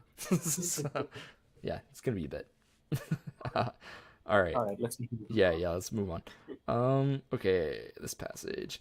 And this will probably be the last passage we go Yeah, through today. yeah, Just, because then that'll be right around the 2 hour mark. yeah, Yeah, absolutely. so let's go ahead And and then knock this out. whatever is remaining, just go ahead and mark that, and when everybody else comes in on Thursday, we can just like go through that. Yeah, yeah, I'm just gonna go ahead and put down here at the end of this one. We'll just go ahead Okay. and put like Yep. start here on Thursday. Thursday. Yep.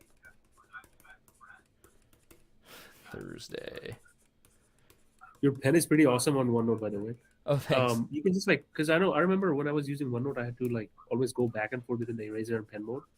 Oh Your yeah. thing is automatically doing this. It's awesome. Yeah, well, I've got it all kind of linked up to do this. I mean, Yeah, like this is my job literally, so I have to have it set up. yeah, it's perfect. Okay. Because I've talked with so many tutors that can't even like annotate with 2 words. Yeah, So yeah. yeah, As soon as I started doing this professionally, I invested yeah, in this thing, and it's I would I'd buy it again for sure. yeah, Like yeah, absolutely. I have 2 of them. I mean, obviously, like I like it. yeah, Uh, yeah. I like the other one better. It's really big. This one's like I think like 13 inches. The other one that I have is 22 inches. The one I normally use. Oh, So a big one. Yeah, you yeah, can just like it's all the nice. space and stuff like that. Yeah, Yeah, yeah. that's awesome. Okay, cool. All right, so let's go ahead and knock this passage out. I'm probably gonna move through this one a little bit faster. I think this one's gonna be an easier passage too. Sure. All right, so FSH is a peptide hormone known to activate FSH protein coupled receptors on ovarian cells. All right, cool. However, FSH receptors have recently been found on osteoclasts. Interesting. So this whole passage is gonna talk about osteoporosis, Okay. and found on osteoclasts, and their activation stimulates osteoclastogenesis and bone resorption. All right. Although estrogen activity inhibits these effects, high levels of FSH, aka when you're in menopause, not you, but women in menopause, despite Yep. inhibits these effects, high levels of FSH, despite normal levels of estrogen, are associated with bone density loss. Okay. A peptide consisting of 13 residue sequence located within within the receptor binding domain of FSH was synthesized. FSH Pep, an antibody, FSH-AB, was then designed to bind the specific sequence of FSH Pep. The antibody was also able to bind FSH. Okay, sure. So basically, what we're doing with this antibody probably is going to try to make it a drug to treat osteoporosis. That's what it looks like is happening here. Got it. All right, cool. So moving on. Yeah, and so just gives us the structure. We'll probably have to deal with that structure in a minute. Sure. The specificity of FSH-AB for either FSH Pep or FSH was compared using an Elisa, in which enzyme-linked antibody was used to detect FSH-AB that had bound either FSH Pep or FSH. So basically, this enzyme-linked antibody is going to be specific to binding the complex, right? So binding not just the separate antibody, not just FSH or FSH Pep, but whenever the two come together. Okay, Got it. that's important to recognize here. When enzyme substrate was added, and so that enzyme's not going to be active unless it binds those things.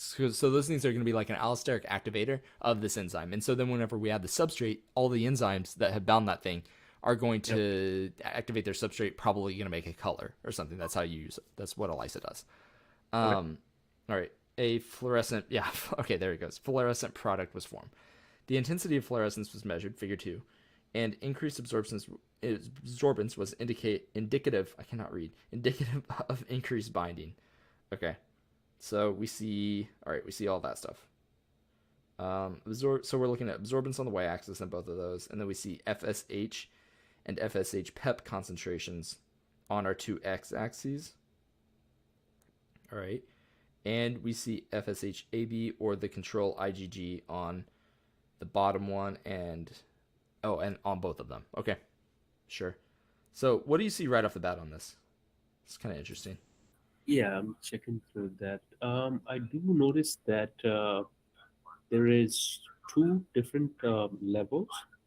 So I think PEP and then the other one. I mean, I cannot read that. The FSH regular and FSH PEP. Mm-hmm. And I do see that the gray bar, which is the control IgG.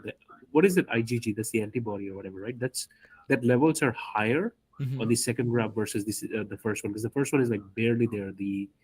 Uh, the the bar histogram or whatever you call it, the lines are kind of like less on that one. Mm-hmm. On the first one, the black, which is the FSH-AB, is expressed a lot more. It's because it's touching. If you look at the scale on the left, right, it's almost to 4. On the bottom, it's not even barely 1. So it's the scale is a little bit different on both of the x and y axes for those. Yeah. Okay. Well, yeah, and that's important. So the scale on these two is off, right? So in fact, you were saying that the gray bar is higher on the second graph, but in reality, the gray bar is pretty much the same height on both of these. Yeah, the gray's really low on both of them, and so it's just the black that's way lower on the second graph than on the first graph. Yep. And so that actually makes perfect sense whenever you think about it, because the FSH antibody, right? And this, because that's what we're measuring. We're measuring how much of that is activated, more or less. The FSH antibody was made to specifically react with FSH Pep, and so it's gonna bind that better than it binds to FSH. Okay. And so that's why you have higher levels in the FSH Pep graph than in the FSH. So that's just something. And again, like I said before, you don't want to overanalyze the experiments too much whenever you're reading through the passage. But that just kind of like jumped off the page at me, so I just wanted to mention it. Just look through that. It's still gonna pay attention and be cognizant of facts like that. Right, exactly. Okay. So, yeah, let's go ahead and do these questions then. This was Yeah. the first one, right? Yeah, okay. Based on the passage, FSHRs are found, so FSH receptors are found on cells in which types of tissue? All right, so, yeah, what are your thoughts here? So bone osteoclast, clasts and blast. Clasts, hold on. Yeah. Blast is the one that breaks and clasts are the one that creates, correct? Or did I get it backwards already? You say Osteo clast creates, yeah, that's backwards. So osteoblasts are the ones that make okay. bone. That create, Osteoclasts resorb bone. breakdown. Okay, so I gotta remember Yeah. that.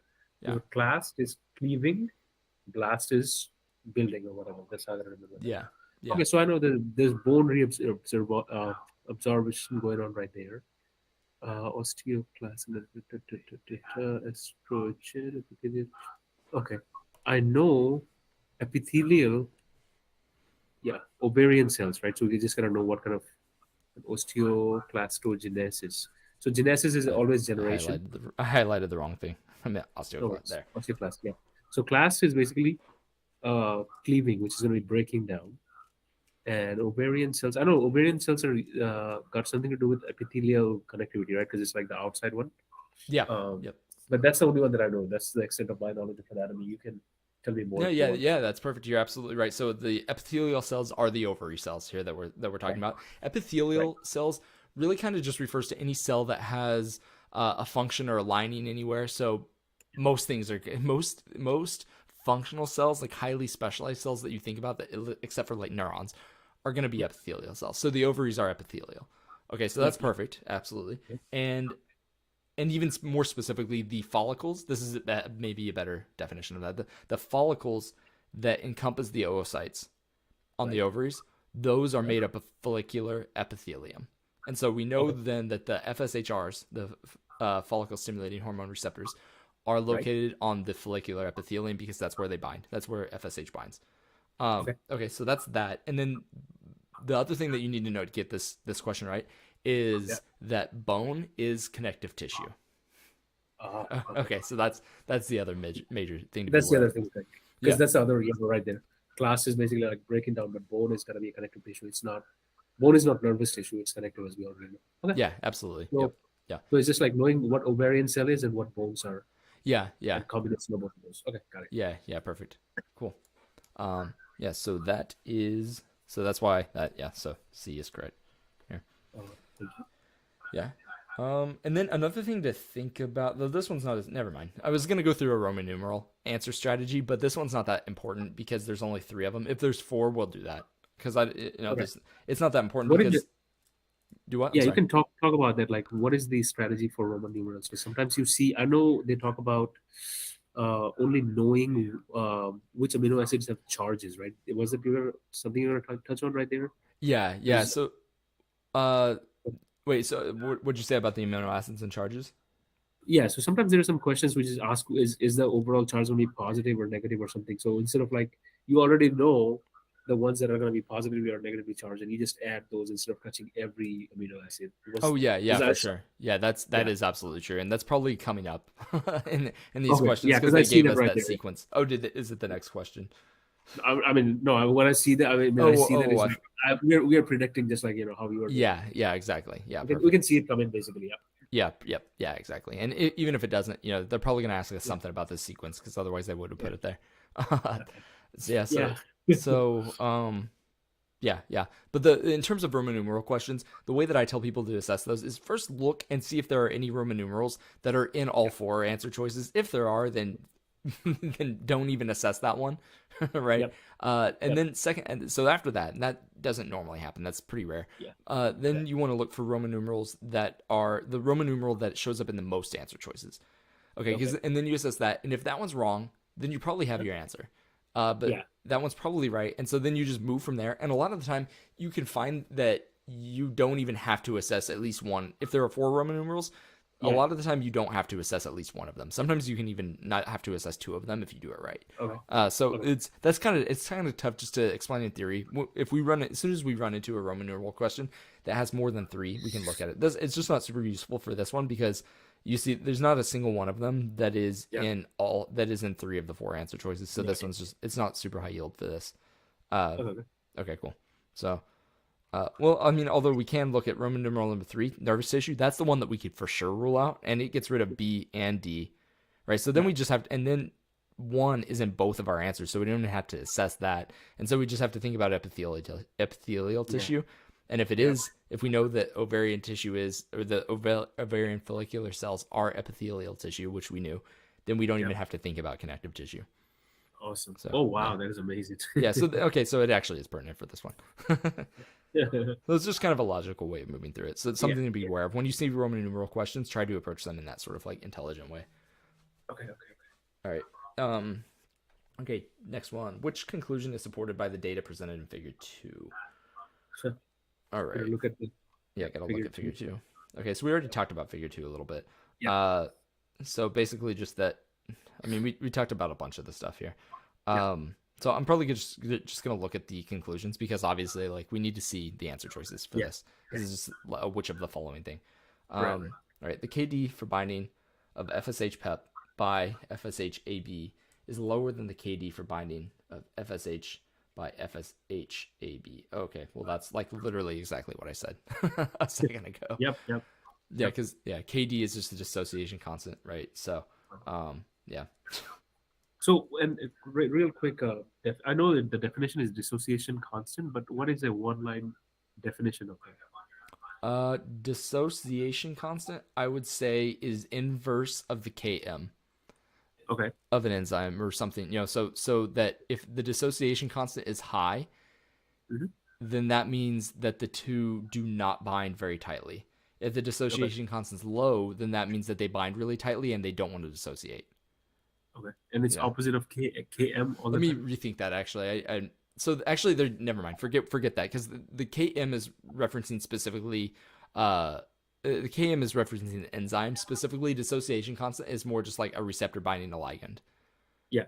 Okay. So yeah. So So KD they're not is inverse of each other. the KD actually is kind of like the Km of receptor ligand rather than enzyme substrate. Okay. Okay. So it's not a enzyme thing; it's a receptor ligand thing. Yeah. So I can even write this out right here. Tell me that. Just write this right here. All right, so give myself some room. All right, so high KD is high KD, and that's dissociation constant again, Yep. equals low affinity, Right. and low KD equals high affinity. Yeah, I remember reading about that somewhere. Okay. But so, like, if somebody asks me what is KD, it's basically the dissociation constant, but it's tied with, it's not with enzymes, it's the uh, low affinity to binding for what? For the receptor or for the protein binding to its ligand. So Okay. yeah. So Yeah, if you just add that right there, if you just write protein receptor binder ligand, that'll be good. I can always talk about that. Receptor binder. Yeah, for already receptor for its ligand, and this pen is not working very well right now. Whatever. No worries. No, that's fine. It's fine. It works. Okay, cool. So yeah, that's Okay. the answer for that one. Okay. Good. All right, next one. Which statement best explains why the absorbance levels for FSH differ from those of FSH PEP? Yep. Yeah, I mean, I kind of already said this too.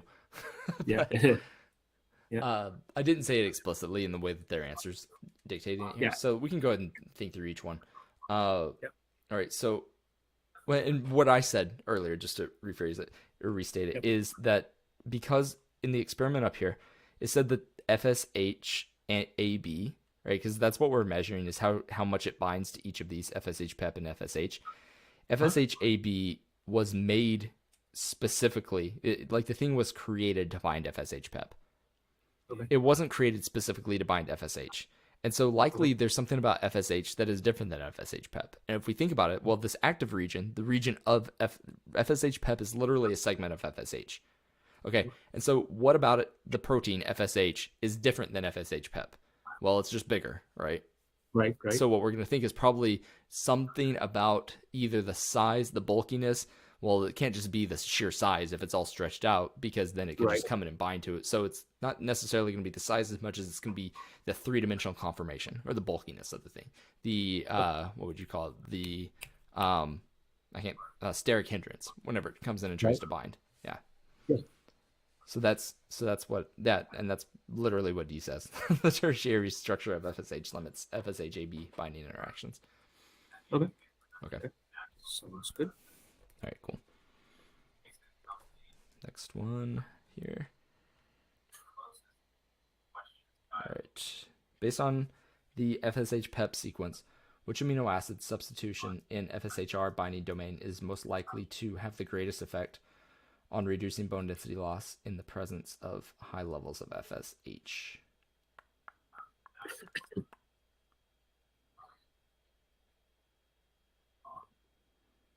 So what I see is a number in between and two one letter amino acid goes in the forward and backward direction right there. Yeah, What I so understand. right. So what this is referring to Uh-huh. is whenever you see amino acid, you see like Yep. amino acid, so I'll just put AA, then a Yep. number, and Right. then another amino acid, right? Right. That is saying that you take this residue at this position. So you Uh-huh. take this residue at Yep. this position and Uh-huh. turn it into this. Yep. That's the Exactly. format Yeah, of your it's a answer. translation thing. Yeah, I Oh, know about okay. that. I wasn't sure if I was actually, I had a student earlier today who was explaining that too. So I was just Yeah, making it's sure. it's a really good thing. I was watching like a video somewhere maybe 6 months ago or so. Somebody explained that really well. So I remember that. It's like Okay, cool. source, number, destination. Yeah, So yeah, yeah. exactly. Okay, cool. Yeah. Yeah, so then basically it's saying which substitution in FSHR binding domain is most likely to have the greatest effect on reducing bone density loss Right. in the presence of high levels of FSH? Hmm. Okay. Yeah, so what's your thought process here? Yeah. So I think that's where the sequence probably is going to come into play. So just give me a moment. Because that's talking about the FSH sequence. And the only sequence that I see is that, yeah, that LY, VK, that thingy or no? Uh, You said, oh, right here in yeah. this sequence. Yeah. Yeah. Is that what we need to answer the question, Yeah, or do we need to? you don't need that for this. This is more of a Okay. discrete question. Okay. That's fine. So hold on. Let's see. Greatest ever correlated bone loss in presence of high level of FSH.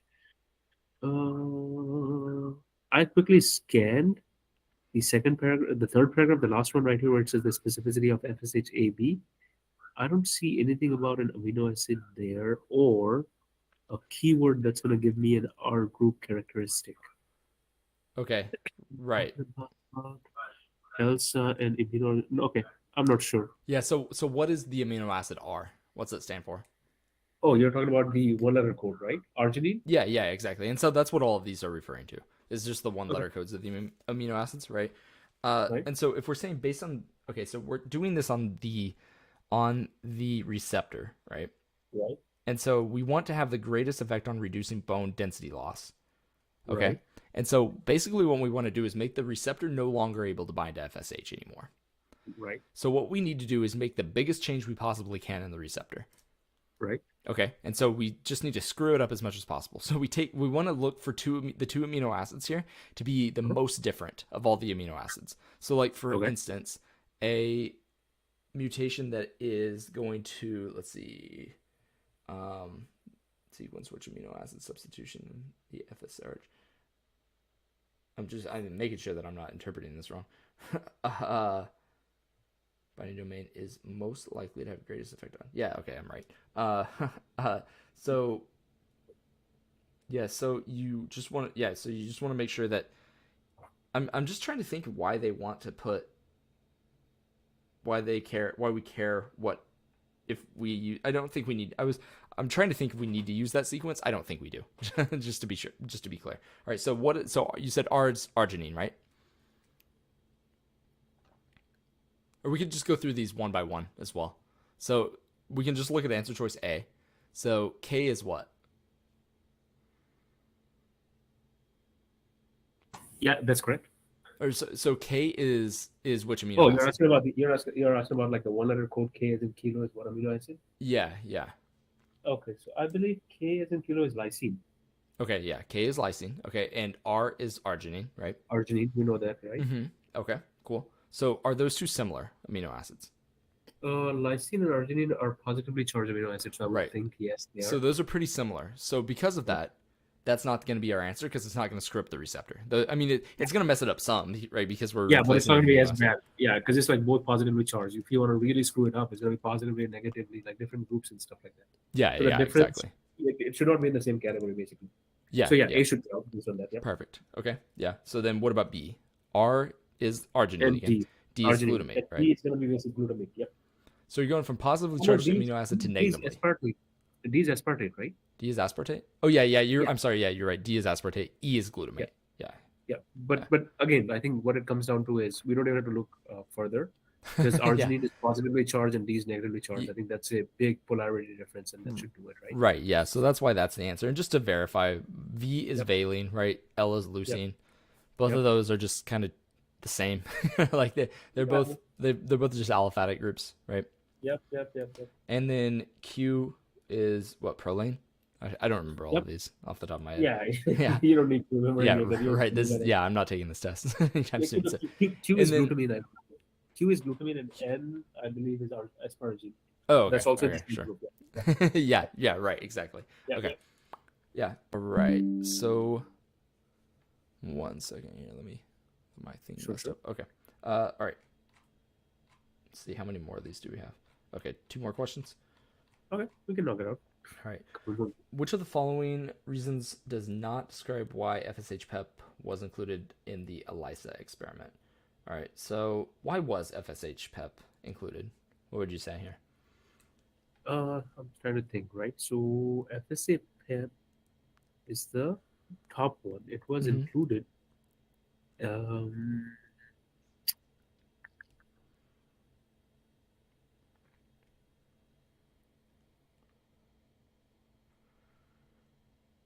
to I guess to check the bound, if the enzyme bounded properly with the fluorescent light or not. Yeah, pretty much. Yeah, yeah, yeah. Because you just want to see, because you know that the FSH antibody is bound Yep. to FSH PEP. Like Right. that's what it was designed to bind to. So you just Right. so Right. the reason you run this is basically as a control because you want to make sure everything else in the thing's working because you're pretty sure that it's going to bind FSH PEP. And so Yeah. if FSH PEP doesn't show up here, then we know it's not going to work on FSH either. So that's why we include Right. that is just to make sure that the rest of our machinery, the rest of our molecular system is working. Yeah. Yeah. Yeah. Okay, cool. So yeah, so we just look for one that's not consistent with that, right? So then A says to act as a positive control. All right, we literally just said that. B, to provide as a baseline against which to evaluate the affinity of FSH antibody for FSH. That's pretty consistent, right? Because we're Yeah. just we want to know like to what degree Yeah. is it going to bind FSH? Because if the 3D structure of FSH is a huge issue, then we could expect to see it not really bind FSH, but it would still bind it FSH PEP. Right. All right. Agreed. Okay, and then C to generate data to support that the FSH antibody binds to the receptor binding domain of FSH. Okay, sure, yeah, Mhm. yeah, and so that's literally what I just said. and then D is not going to be consistent even if we haven't read it, but it says to determine the amount of FSH antibody that is most effective as a therapeutic treatment. That has nothing to do with that because FSH PEP is not going to be floating around in the serum not, alone. And so not yeah. as a not as a therapeutic treatment, anyways. Right, exactly. Yeah. Okay. All right. So then the last one here says which statement describes a characteristic of FSH? Okay, so this is a discrete question pretty much, right? Okay. Yeah. FSH does not require transport proteins to remain soluble in the bloodstream. So why is that the right answer here? Trying to understand. So before I even go why that is the right answer, I'm going to read through the Yeah. other choices. yeah, for sure. Like elimination strategy for me works better. Okay. Single amino acid, we know it's not because we just have a whole chain right there, right? So D is definitely out for me. Okay. It's not one amino acid that's Perfect. creating that. Even without reading anything or understanding the background, I see a whole chain. So it's not going to be single amino acid. Cholesterol synthesize. I don't remember seeing anything about cholesterol anywhere in the passage. Also, Give it a second. FSH is a peptide hormone, right? Yeah. And So what's the difference between the cholesterol and the peptide hormones? cholesterol is the precursor for steroid hormones. Okay. And so if this was a steroid hormone, then it would be derived from cholesterol, but it's not. Okay. We know it's not. So that's why this one's definitely wrong. Okay, so cholesterol is a precursor for steroid hormones, and Hmm. FSH is what? What kind of what is the other besides steroid hormone? Peptide hormones. Peptide hormone. So what is Yeah. the precursor for that? Well, they're made from they're transcribed from mRNA. So Okay. so like they're made from just amino acids in a ribosome, Okay. Okay. So you don't need just like any peptide. peptide hormone, basically. Yeah. Yeah, Got it. yeah, yeah. Okay. Okay. All right. Option B enters bloodstream by diffusing across the plasma membrane of the endocrine cells. I kind of see the connection there with the bone osteoclast, but I don't remember reading specifically anything about blood streaming entry mechanism of diffusion. Right. Okay. Uh, Yeah. So the reason this answer choice has to be wrong is yeah, because again we know that FSH is a peptide hormone, and right. peptide hormones cannot diffuse across plasma membranes because they're made up of amino acids, which are polar and or charged molecules. And Uh, so if it's made up of polar and or charged stuff, mhm. that means that it's hydrophilic. That means it cannot get across a plasma membrane unless it's Yep. transported out or exported via Yeah, exocytosis of some sort. yeah, yeah, yeah. It's Yeah. not gonna be. It naturally does not like automatically diffuse across the plasma membrane. Right. Understood. Exactly. Yeah. So there So it's what about like active transport? Was if there is a some kind of carrier and they take a active transport, can they bring it in or no? In and Oh out. yeah, yeah, yeah, for sure. It can get Okay. endocytosed, it can get Yeah. exocytosed, but it has to be done using the endomembrane system, using a vesicle of some kind. Right. So somebody has to mediate it basically. Yeah, yep. Because Yeah. it just can't fuse straight across. If it was a steroid hormone, it can. So this whole question is focusing on the fact that FSH is a peptide hormone, not a steroid hormone. That's like the main idea behind this question, Yeah, yeah. And see, right? like the more I kind of have these sessions with you, Hmm. I'm trying to start to see the patterns, and that's what it is about. Like there's gonna be so That's many patterns, right? yep, And yeah. literally, that's how you learn more. The more you do, you understand. Now I understand. Okay, are they asking about every time I hear about hormones, right? Are they talking about peptide or steroid or something like that? What other types of hormones should I be aware of for the Peptide and steroid, those are the two major classes. I mean, so you can have like small molecule hormones like epinephrine, Yeah, aka yeah, adrenaline. Small molecules behave a little bit differently, but in those cases, you can still like classify them sort of in the yeah. peptide versus steroid conversation for Okay, most situations. You just have to assess whether they're hydrophilic, in which case they are more akin to peptide hormones. They're going to move around similar to peptide hormones, or okay, hydrophobic, in which case they're going to behave more like steroid hormones. okay. Okay. And from a very high level, like right after we finish this question, maybe for just a minute, what can we Yeah. talk about the major differences between the Hmm. peptide versus steroid, and then Yeah, yeah, things that for we sure. should work with, right? Every difference Okay. here is going to come down to hydrophobic versus hydrophilic in terms of Okay. peptide versus steroid hormones. There's a bunch of differences, but it all comes down to hydrophobic versus hydrophilic. So, first of all, Okay. the way that they're made. So, the hydrophobic ones, the steroid hormones, are made Yep. from cholesterol. They're derived from cholesterol. That's how they're synthesized. Okay. Okay. So, yeah, so you take cholesterol, modify it a bunch, and that makes a peptide hormone that's typically done in the smooth endoplasmic reticulum. Okay. Peptide hormones are created from translating mRNA into protein on the Right. rough endoplasmic reticulum. And the reason we know it's rough endoplasmic reticulum is that's where the ribosomes are located that synthesize, translate proteins that are bound for exocytosis, bound to be sent out of the cell, out into the blood or Okay. to somewhere else. Okay, Yep. Yep. so those are where the two are made. That's how they're different in that first way. Peptide Okay. hormones are then sent out of the cell, generally using some sort of exocytosis mechanism. The steroid hormones can just be sent out of the cell. They can just diffuse on out of the cell because they can walk through membranes. That's an important distinction there. So Okay. but then once they get out in the blood, life gets a lot harder for the steroid hormone and a lot easier for the peptide hormone because the peptide hormone, being hydrophilic, is water soluble. So it can just move around in the blood by itself. It doesn't need a carrier protein. Whereas steroid hormones are hydrophobic, so they're not water soluble. So if you try to move a bunch of steroid hormones around in the blood by itself, it's going to clog up your arteries. You're going to die of a coronary event or some ischemic infarction, right? Yep. so Yep. Yep. so so you have to bind these things to transporter proteins. Albumin is a big one, but individual peptide hormones tend to have their own transporter proteins depending on which one. I meant steroid hormones. Individual steroid hormones tend to have their own sort of transporter proteins. For instance, thyroid hormone is a steroid hormone. It binds to thyroid binding globulin made in the liver. Right. Right. These are going to bind sex hormone binding globulins. Yep. Estrogen, testosterone, those will bind to sex hormone binding globulins. Whereas FSH doesn't need a transport hormone because it's made of peptides, which are water soluble. Okay, so they get around very differently in that way. Okay. Once they get to the cell, peptide hormones can't diffuse through the membrane And so they have to bind to extracellular receptors. They have to bind to, often they'll bind to transmembrane receptors or receptors tethered on the surface of the membrane. And so they activate signal transduction cascades to move their signal into the cell, because they themselves cannot usually go into the cell. So they'll bind some receptor on the surface. That receptor will activate like an enzyme inside the cell. That enzyme will catalyze synthesis of a whole bunch of second messengers like cyclic AMP, cyclic GNP, protein kinases, phosphorylases, all sorts of stuff like that. G proteins.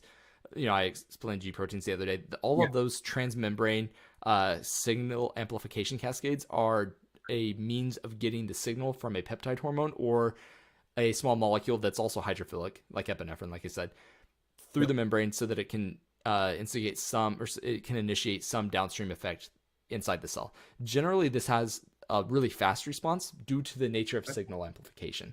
So you get signal amplification, you get one peptide hormone activates maybe 100 second messengers. Those might activate each 100 third messengers. So then you've got a 10,000x signal immediately. Steroid. So that's why peptide hormone responses and small molecule hormone responses tend to be really quick for that specific reason. So on the other hand, you've got steroid hormones. They diffuse straight through the membrane, and so they can go on and go into the nucleus and serve as transcription factors immediately.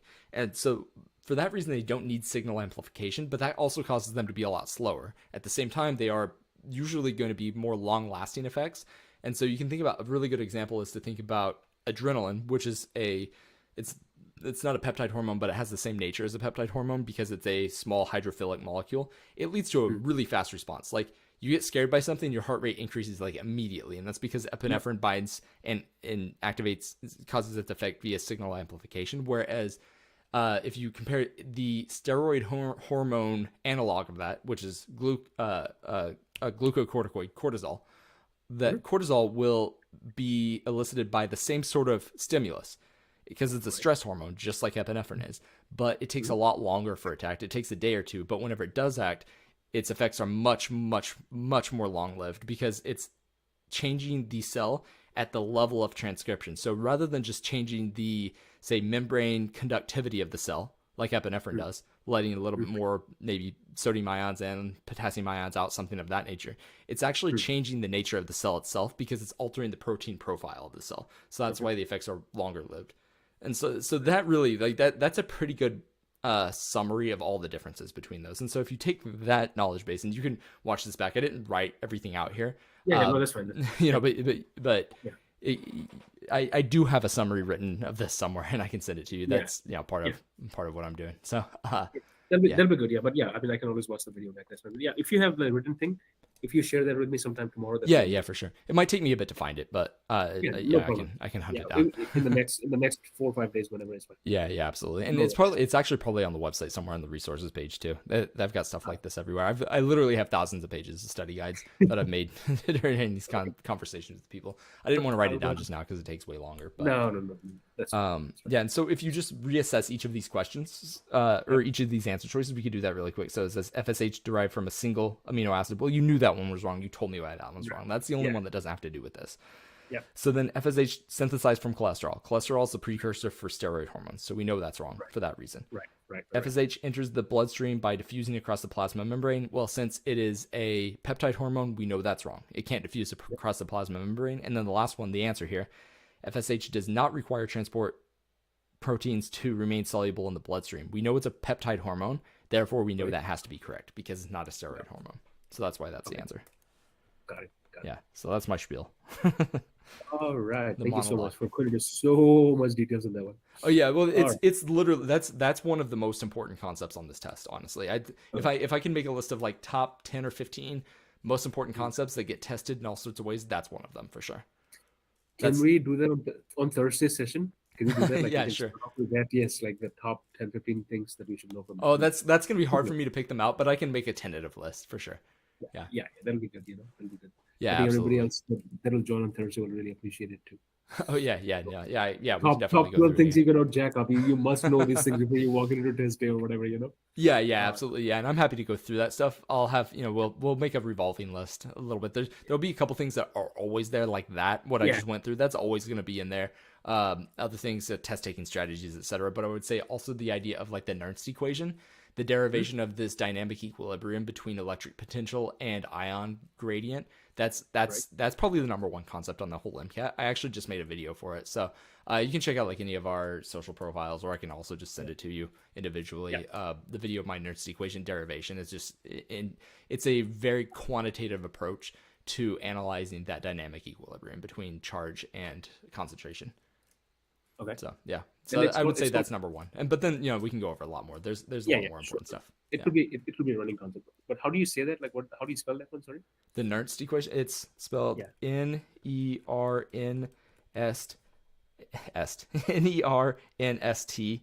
So just Nernst equation. And what it does is it calculates the electromotive force resultant, so that the force that's going to determine whether a ion of a specific charge, cation or anion, is going to be net influx or effluxing through the plasma membrane of a cell, given a certain set of conditions. So given the total concentration inside the cell, total concentration outside the cell, as well as the standard reduction potential across the membrane at that given point. So it's how you calculate the fact that sodium wants to enter the cell and potassium wants to leave the cell when you open the membrane. Yes. It's like 3 versus 2, right? So we know that sodium, potassium. I remember there's an analogy that I heard somewhere, but so I know about that one, like 3 sodium going out and 2 potassium coming in, and the whole thing. Yeah, and the reason that's the most important concept on the test is because it integrates both membrane biology, neurobiology, cell biology, as well as physics from an electrostatics perspective, circuits perspective, as well as thermodynamics, plus rate laws. So that's like throwing the whole kitchen sink on it. It's literally everything. And it also dictates the movement of protons down the mitochondrial, down the proton gradient through the mitochondrial membrane to synthesize ATP, which is moderately important in biology. Yes, absolutely. So, yeah. Anyway, so brief rundown. I really appreciate it. I think we have came into the end of the session, right? So it's did we finish all of them basically? So yeah, I appreciate it. So we'll just reconvene on Thursday. I think the time's set up where it's on the website. So if you want to just go there and register for that will send you guys the link. So that way we don't need to send a whole bunch of emails and all that. Yeah, I'll do that too. And then on Slack, you also send reminders usually, right? On the Slack channel or whatever. So I think it should send it automatically on Slack. Yeah. So now the meeting thing changes every time, correct? Every session it's a different one. It should be a different link every time. That's just because I have them auto generated. I don't want to make them the same every time. Just no. Too much trouble. That's yeah. Okay. Yeah. So I'll just keep an eye out for that. At some point tomorrow, I'll go ahead and register also. Okay. Perfect. We'll talk to you Thursday. Okay. Yeah. Great. Thanks so much. Yeah, I really appreciate it. Let me know if you have any questions at all. Also, shoot me a message just whenever you get a chance to send out that email, and if you could forward it to me, just out of pure curiosity. It's not a big deal, but. Sure. Yeah. We'll do. All right. Sounds great. I really appreciate it. Yes, sir. Have a wonderful evening. We will talk to you. All right. Thank you. You too. Bye. All right. See ya. All right. So I'm going to wrap the stream up right here.